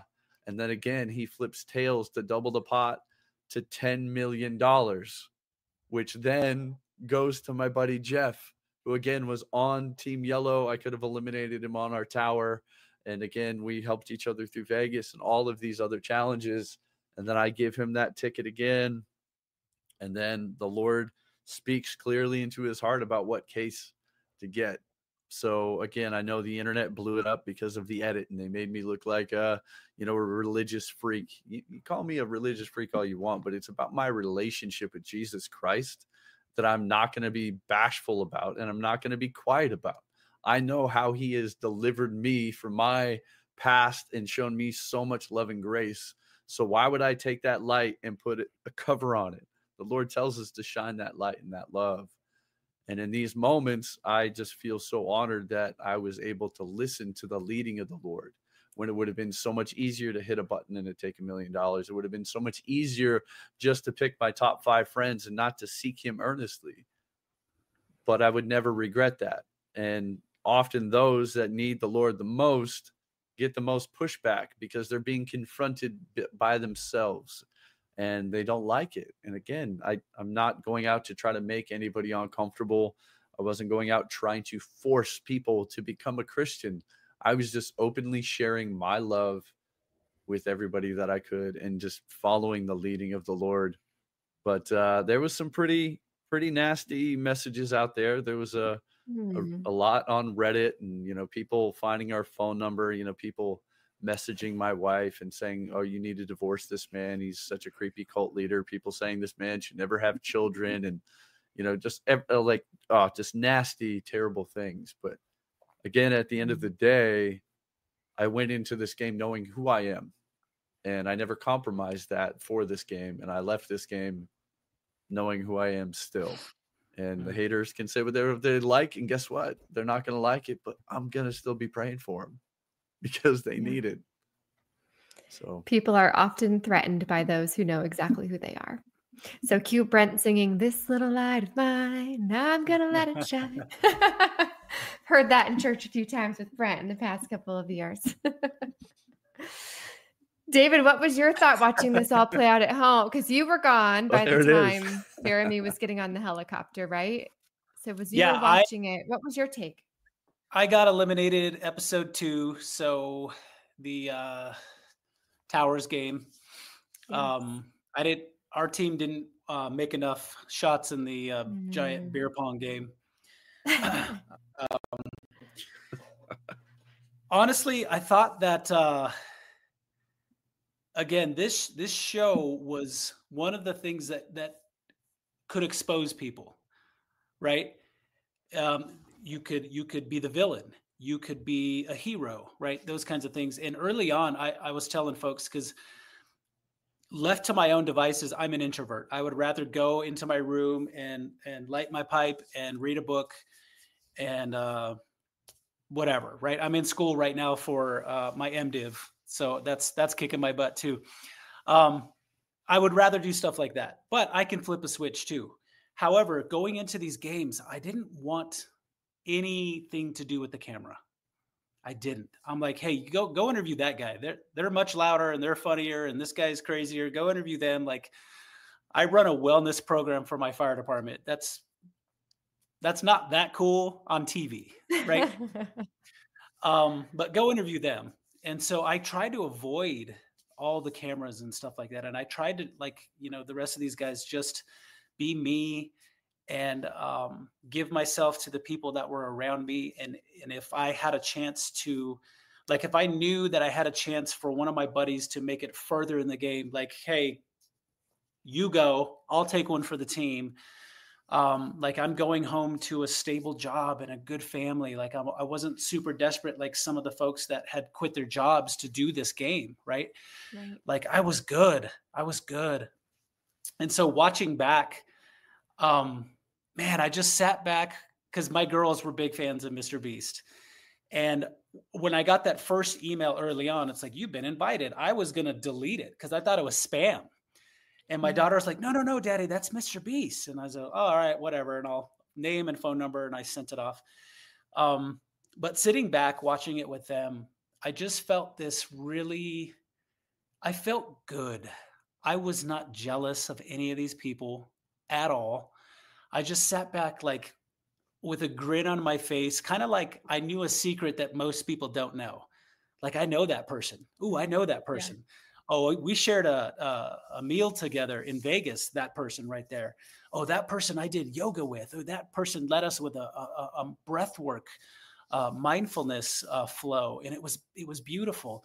Oh, I remember her. She told me her story, and she comes from a really crazy background, and I hope she does well. You know what I mean? So like, just sitting back on the couch watching, I was able to just cheer on these people that, yeah, we didn't know for years, but we got to know them pretty intimately within the time that we were given. And that to me was of the utmost importance, right?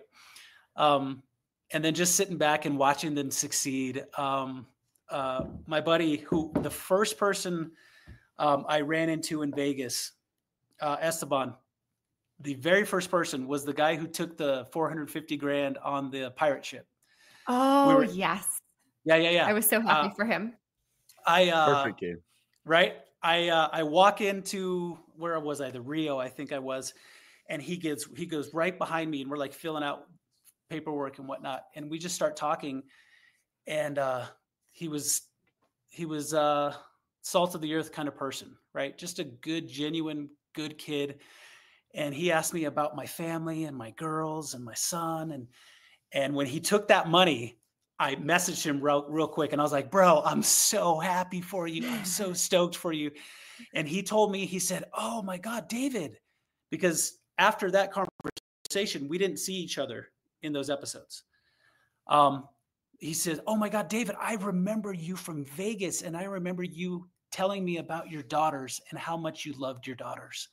Right. Mm-hmm. And that to me, just that small microcosm of this entire production that we were on, that to me was the show. Right. And this is stuff that you'll never see on TV. This is stuff that, is not sexy. This is stuff that nobody will ever see, but we get to tell these stories. Hey, let me tell you a story about this person that I met. Right. And that's what's going to carry on for me. Kind of this legacy. Yeah, it's cool. We were on this show. Like, we're OG Beast Games season 1. Yeah. 771. Right. And, I made a little bit of money and all of this stuff. But the most important thing to me was I protected my integrity. I protected my friends on the show. I didn't hurt anybody. I made some incredible friendships, and I walked away with a pretty incredible story. So how can you go wrong with that? You know what I mean? And now you're on All Things Unexplained. Absolutely, right? There you go. I want to throw it back to Brent real quick before we close things out. Brent did not do a very good job of promoting himself on this show. So Brent is I'm not great at self-promotion. Local church. Yeah. And truly, he brought me back to religion. And all of his sermons are thoughtful and beautiful and poignant. And you can follow along online. You don't have to live here with us. You can follow him on YouTube. You can look for him at the local church PBO. And I promise you won't regret it. It's been so great. So Brent, watching Beast Games and watching what happened to Jeremy specifically, what did that tell you about our world in terms of how people feel about and perceive faith?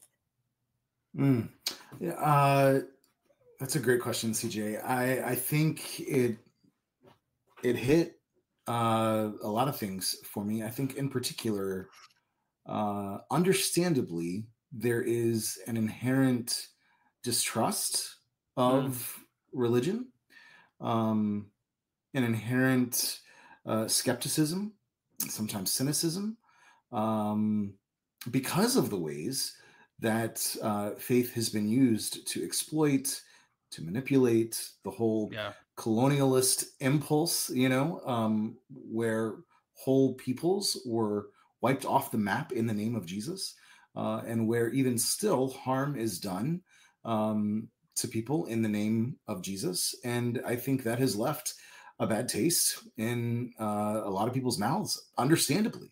And so I think that's what it kicked up for me, Jeremy, when there was the drama, whether perceived, edited, perceived or not. Yeah, and just a deep sadness, knowing, as you all have talked about, the integrity of people, knowing the ways that that for me and so many people that I have the privilege of caring for and shepherding, live out their faith for the healing, the betterment, the beauty of this world. Like there is so much possibility.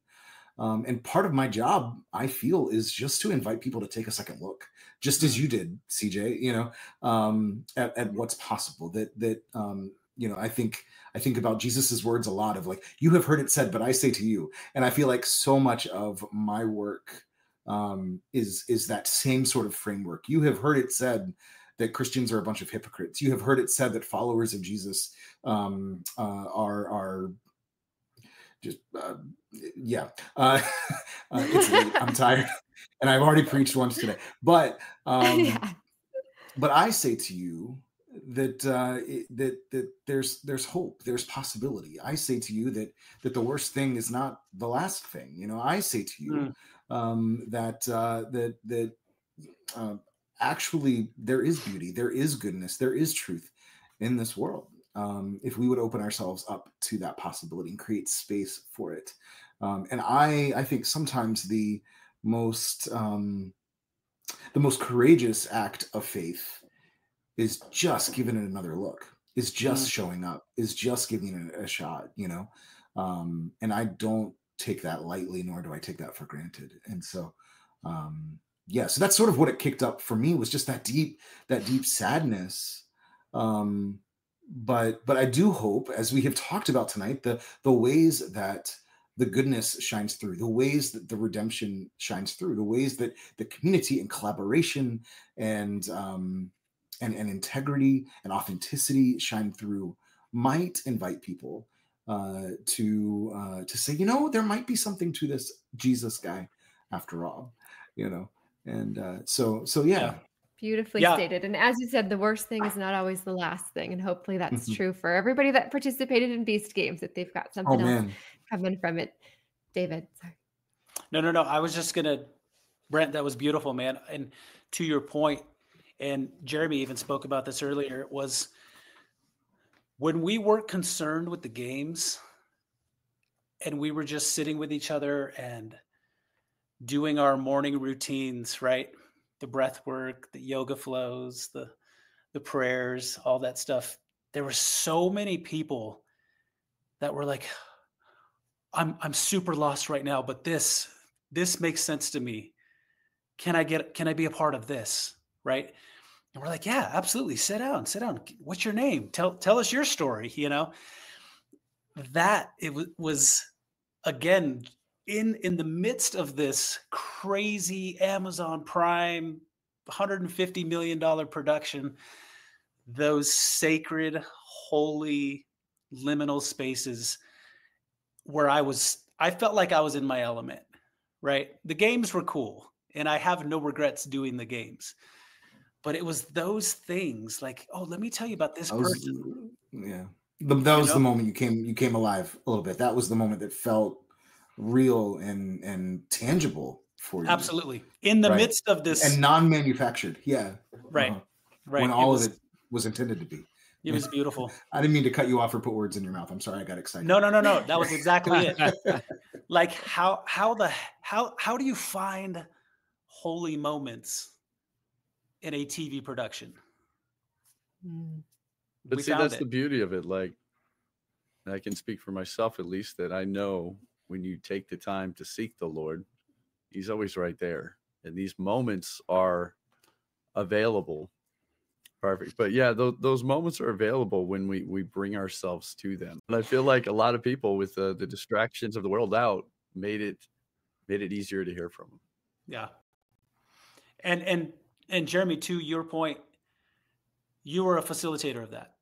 You helped people find some normalcy, some semblance of normalcy within the chaos, right? I felt like our group did a little bit of that as well, pretty well. And that's no small thing, man. Yeah, it was silly. Yeah, it was a game show. Yeah, 2,000 people running around to get as much money as they could. But what a story to say that to some degree, we were facilitators of some people having a sense of belonging, right? People that didn't have a people group, and then having a sense of normalcy in the midst of it. I think that's a pretty remarkable story to tell, and I think we should tell that story more often. And that helped me get through Vegas. And not a lot of people know this, but David, and I think I saw Jeremy on the basketball court a couple of times in B City. But something that I always did as a player and as a coach for many years was we always did the Lord's Prayer before every game, right? And for some reason in Vegas, and this was just a very authentic thing for me, and for some reason in Vegas, before I did that first challenge, it felt equally as stressful as any basketball game I'd ever been in. I was like, I feel like I need to do the Lord's Prayer here. And so that right before the boulders, me and one or two other people, that's it, we did the Lord's Prayer. But unbeknownst to me, people noticed that. People noticed. And then later, one thing that helped me out with my haircut, later people would remember my head and they would find me and they would walk up to me and they're like, and I'll never forget this one lady. She came up to me in between a couple of the challenges when we were just loitering around in the food area, It's just like, you know what? I never thought that I would come on a television show like this and find somebody praying. I never thought I would find that, and I won't in on it the next time.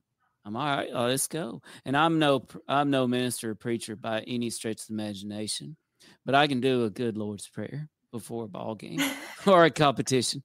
And you know what? By that fourth challenge, before we went on those platforms, there must have been over 100 of us gathered to do the Lord's Prayer. And it was just simple, and it was a few minutes, but it eased people. It put them at ease. It brought them closer together. And nobody asked about anybody's backgrounds or their specifics or what they technically believed in. Nobody got offended. Yeah. We asked everybody, and we're like, hey, just come on, be a part of it. We welcome you. We're just trying to survive this together. It doesn't matter what your background is or what you believe or anything. Just come on, be with us. And they did. They just stepped in there. And then, like I said, by that fourth one, we were all holding hands in a giant circle. And if anybody didn't want in there, that was fine too. It was okay. And I found that was a really moving thing for me to see the power of just a simple prayer there. Yeah.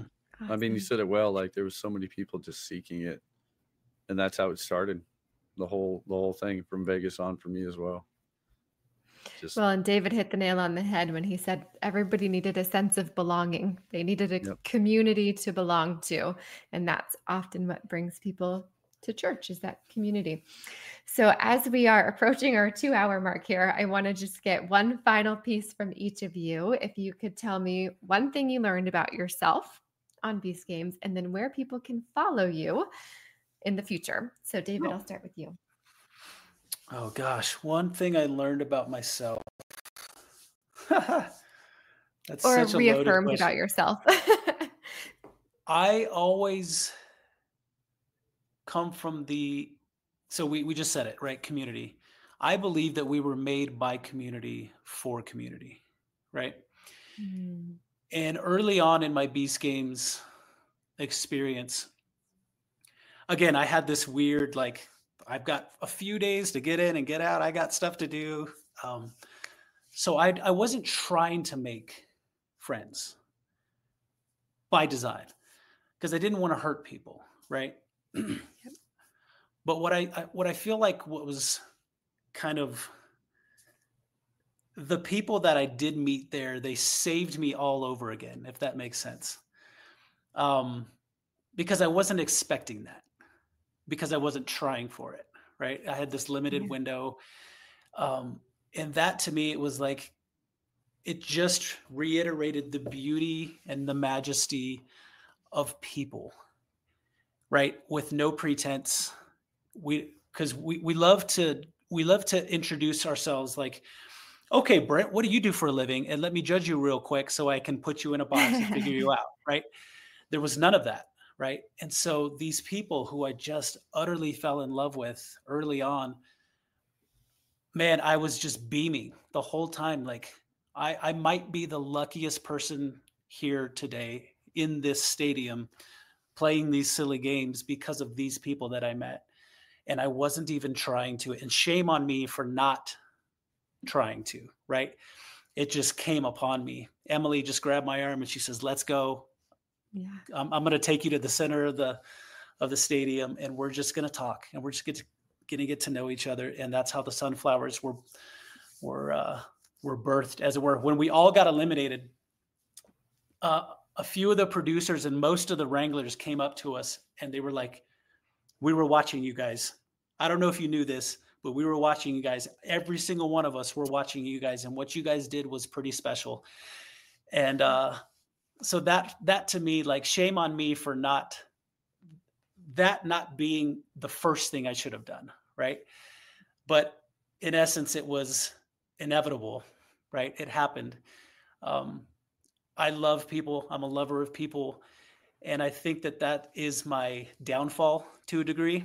But you'll never go wrong with loving people and inviting people into your circle and learning about other people and hearing their stories, and just excusing the ego and the hubris and the prerequisites of what do you do for a living, those kinds of things, and just loving people where they're at for who they are. And it was powerful. That was power in essence, right? So. Absolutely. And then David, do you have any social media or anything that people can follow? Do you want them to follow you? I mean, sure. I just searched you up, Brent, and I just friended you on Facebook. Yay. For those of you that are watching, Facebook is where the old guys go to hang out, I suppose. Wait, you're not on MySpace? That's where I'm at. MySpace, top 5 friends right here. Who are you calling old? I'm also just wondering. I'm on Instagram. You can follow me at the David Myers. You can search me on David Myers on Facebook. I do, on my off time, I'm in a band called Of Light and Shadow, and I write songs. Yeah, a band called Of Light and Shadow. These are songs that are very personal. I used to be in a band, actually that band right there, Old Man Shattered, and we used to tour the country. We used to play with every band you can think of and play every venue. And it was great. And it was wonderful until, you have kids and you got to go do something that makes money for them and supports them. But now with my job, right, I work a very heavy job. I see a lot of things. I experience a lot of things as a firefighter and a first responder. And so the band that I do now, Of Light and Shadow, it's more of it's just for me. I just write and I put it out. I don't care if anybody listens to it. I don't care. I write for me and what moves me. And so most of these songs are stories of things that I've gone through: depression, anxiety, the divorce of my wife, but we never actually got divorced, and a few other, just kind of life experiences that I've gone through.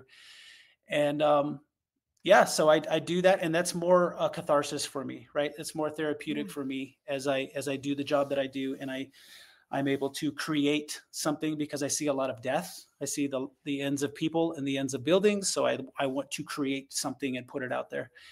And so that's what I do, and they can follow me on the music side too if they're so inclined. But sure, wonderful. I'll definitely check it out. It's interesting you say that you went in there not wanting to make friends because you didn't want to hurt anybody. That was definitely Tim's motive too. And I'm shocked how many bonds he formed, because he would literally break my leg if he thought it would help him beat me in volleyball. So the fact that he didn't do anybody dirty is shocking to me. All right, Tim, tell us something you learned about yourself.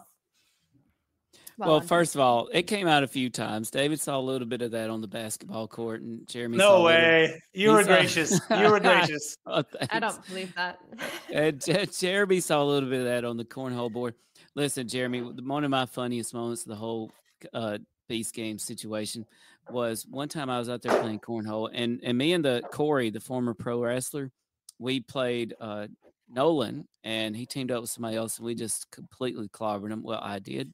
Corey was there, but no, we were in so a really gracious. tight. He's Yeah. just so gracious, So, David. so hey, Corey, I tell you, look, Corey could smash me like a rotten pumpkin if he wanted to, but I love it. in the wrestling ring. But I'm not going to wrestle him. But no, we were playing a serious cornhole match out there one time, and at some point I noticed that the security guard on the towers was watching, and and I said something to him like, "Hey, why don't you come out here and play with us?" And I could tell he thought about it. He's like, "Nah, they won't let us out there. They're not going. Amazon won't let me come out there." And I'm like, "Okay, well, something changes. Come on out here." And we keep playing, and my team was getting beat. We made a big comeback, and it got tied up. The game had lasted for a while, and then out of nowhere, I heard somebody yell out, "What's the score?" And it was the security guard off the tower. He had been entertaining himself and watching our cornhole the whole time. But I'm Dr. And Mounce. that's what you learned about yourself? It really is. Just had to get that little aside in there, huh? And we're in the Natty Light Cornhole League in our neighborhood. So I've been through some epic cornhole battles. So I knew I could stand the test of time in the cornhole in B City. But no, I tell you, for me, one thing I've been afraid of since I've had kids is that I've been afraid, it's like the Bruce Springsteen song, Glory Days. Like, have I lived them all? And have my kids, like, all they got is my rogue stories, and that's it? Is that all there is? And what I've learned about myself is that truly now I know my best years are ahead of me. It was the most epic thing of my life. And it was now. It was now. I'm not even going to say how old I am, but it was now. And my kids, they watched it, and they're in awe of it. Yeah. And my son commented one time, like, "This is the number one show in the world. That many people have seen my dad on TV." And that was my motivation. And I think that's the people that got to know me. That's why they knew they could trust me, because I wasn't there for money. I was there. Well, I also really, truly believed in my heart. And I think CJ knows this too, that I thought I could win it all. Mm-hmm. So I was going to make it. I was going to try to go as far as I could. And I was there for my kids to see me on TV and see how far I could make it. And I found out that, wow, I've got some great times ahead of me. And one thing I've said since then is I said, I'm going to go out there and I'm going to live, or try to live, every day like I'm main character in a movie. Like, I'm going to try to go do main character stuff, right? That's how I'm going to live. That's how being in Beast Games felt like. It felt like I was in one of the main characters in a movie. And it was so hard to leave that. And I'm like, you know what? I don't have to leave it. I can carry a little piece of that with me every day from here on forward. And I can go out there and try to make that happen. Awesome. Main character energy. I love it. Yes. All right, Jeremy, to you, friend. Yeah, it was an incredible experience, and I think it was confirming, just again in myself, a lot of the character that I had. It was extremely exciting to be able to not be tempted by that $1 million.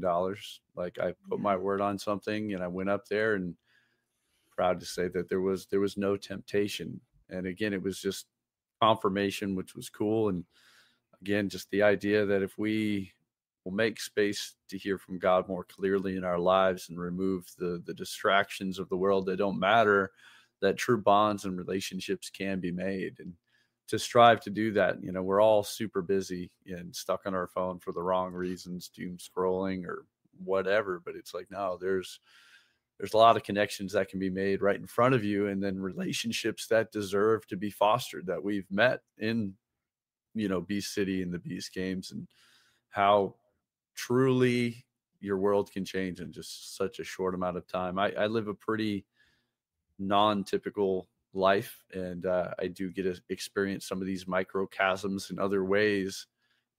One doesn't often go live with polar bears and not learn something, but again, just so uplifted by the way the Lord used everything, and the integrity of most of the people there, and the love and the respect that was shared. And I do run a small film and media company called the Timber Cross. So if anyone's looking for video work, you can hit me up there. But follow me on social media at Jeremy T. Grant. That's on YouTube and Instagram. I just followed you.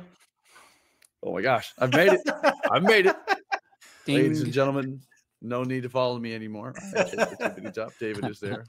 But no, I love it, and I will be posting a lot, but I spend a decent amount of time crafting other people's content, and my main focus over this at least next 6 months is going to be helping our buddy Jeff 831 to have a really solid campaign so we can educate the world on his son's condition and make CTD a thing of the past.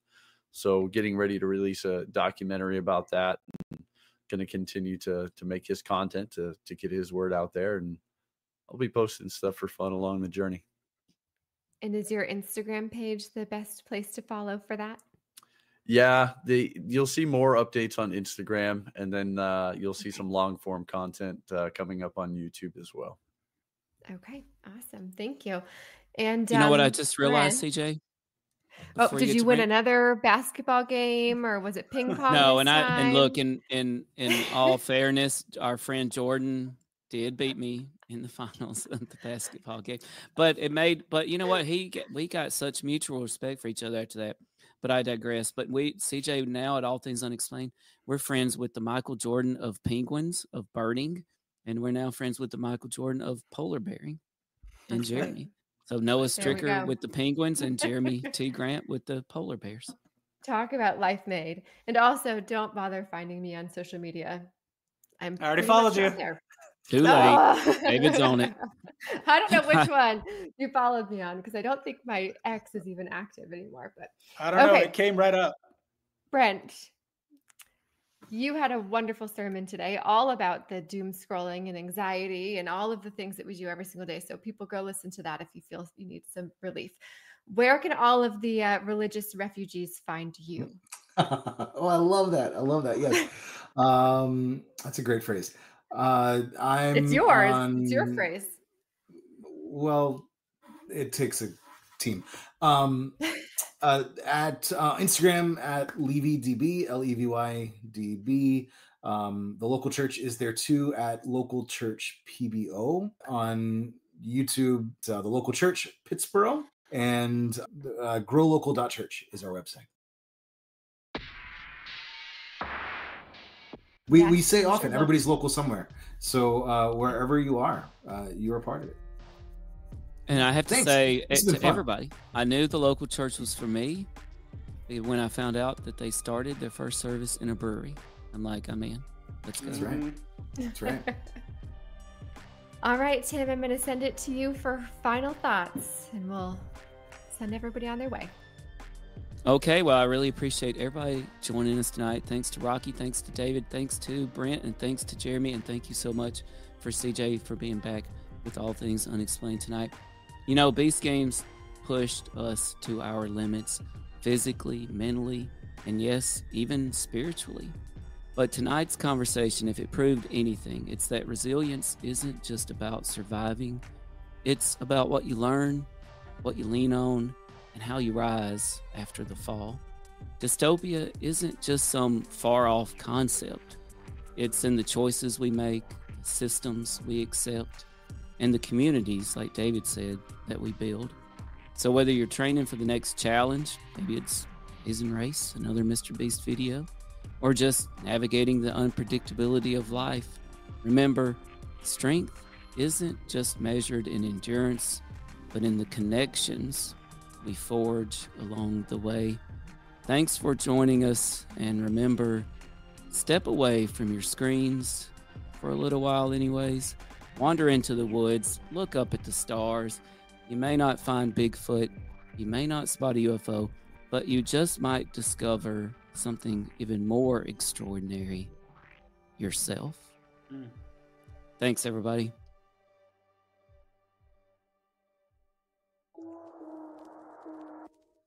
All Things Unexplained.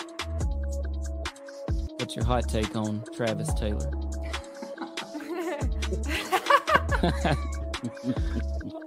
I've got an exclusive for you guys if you want it about the Alaska. We do. Okay. Dr. Taylor was revealed to be the chief scientist of the UAP task force with the Pentagon. So some of that I think, sir, will save for closed session.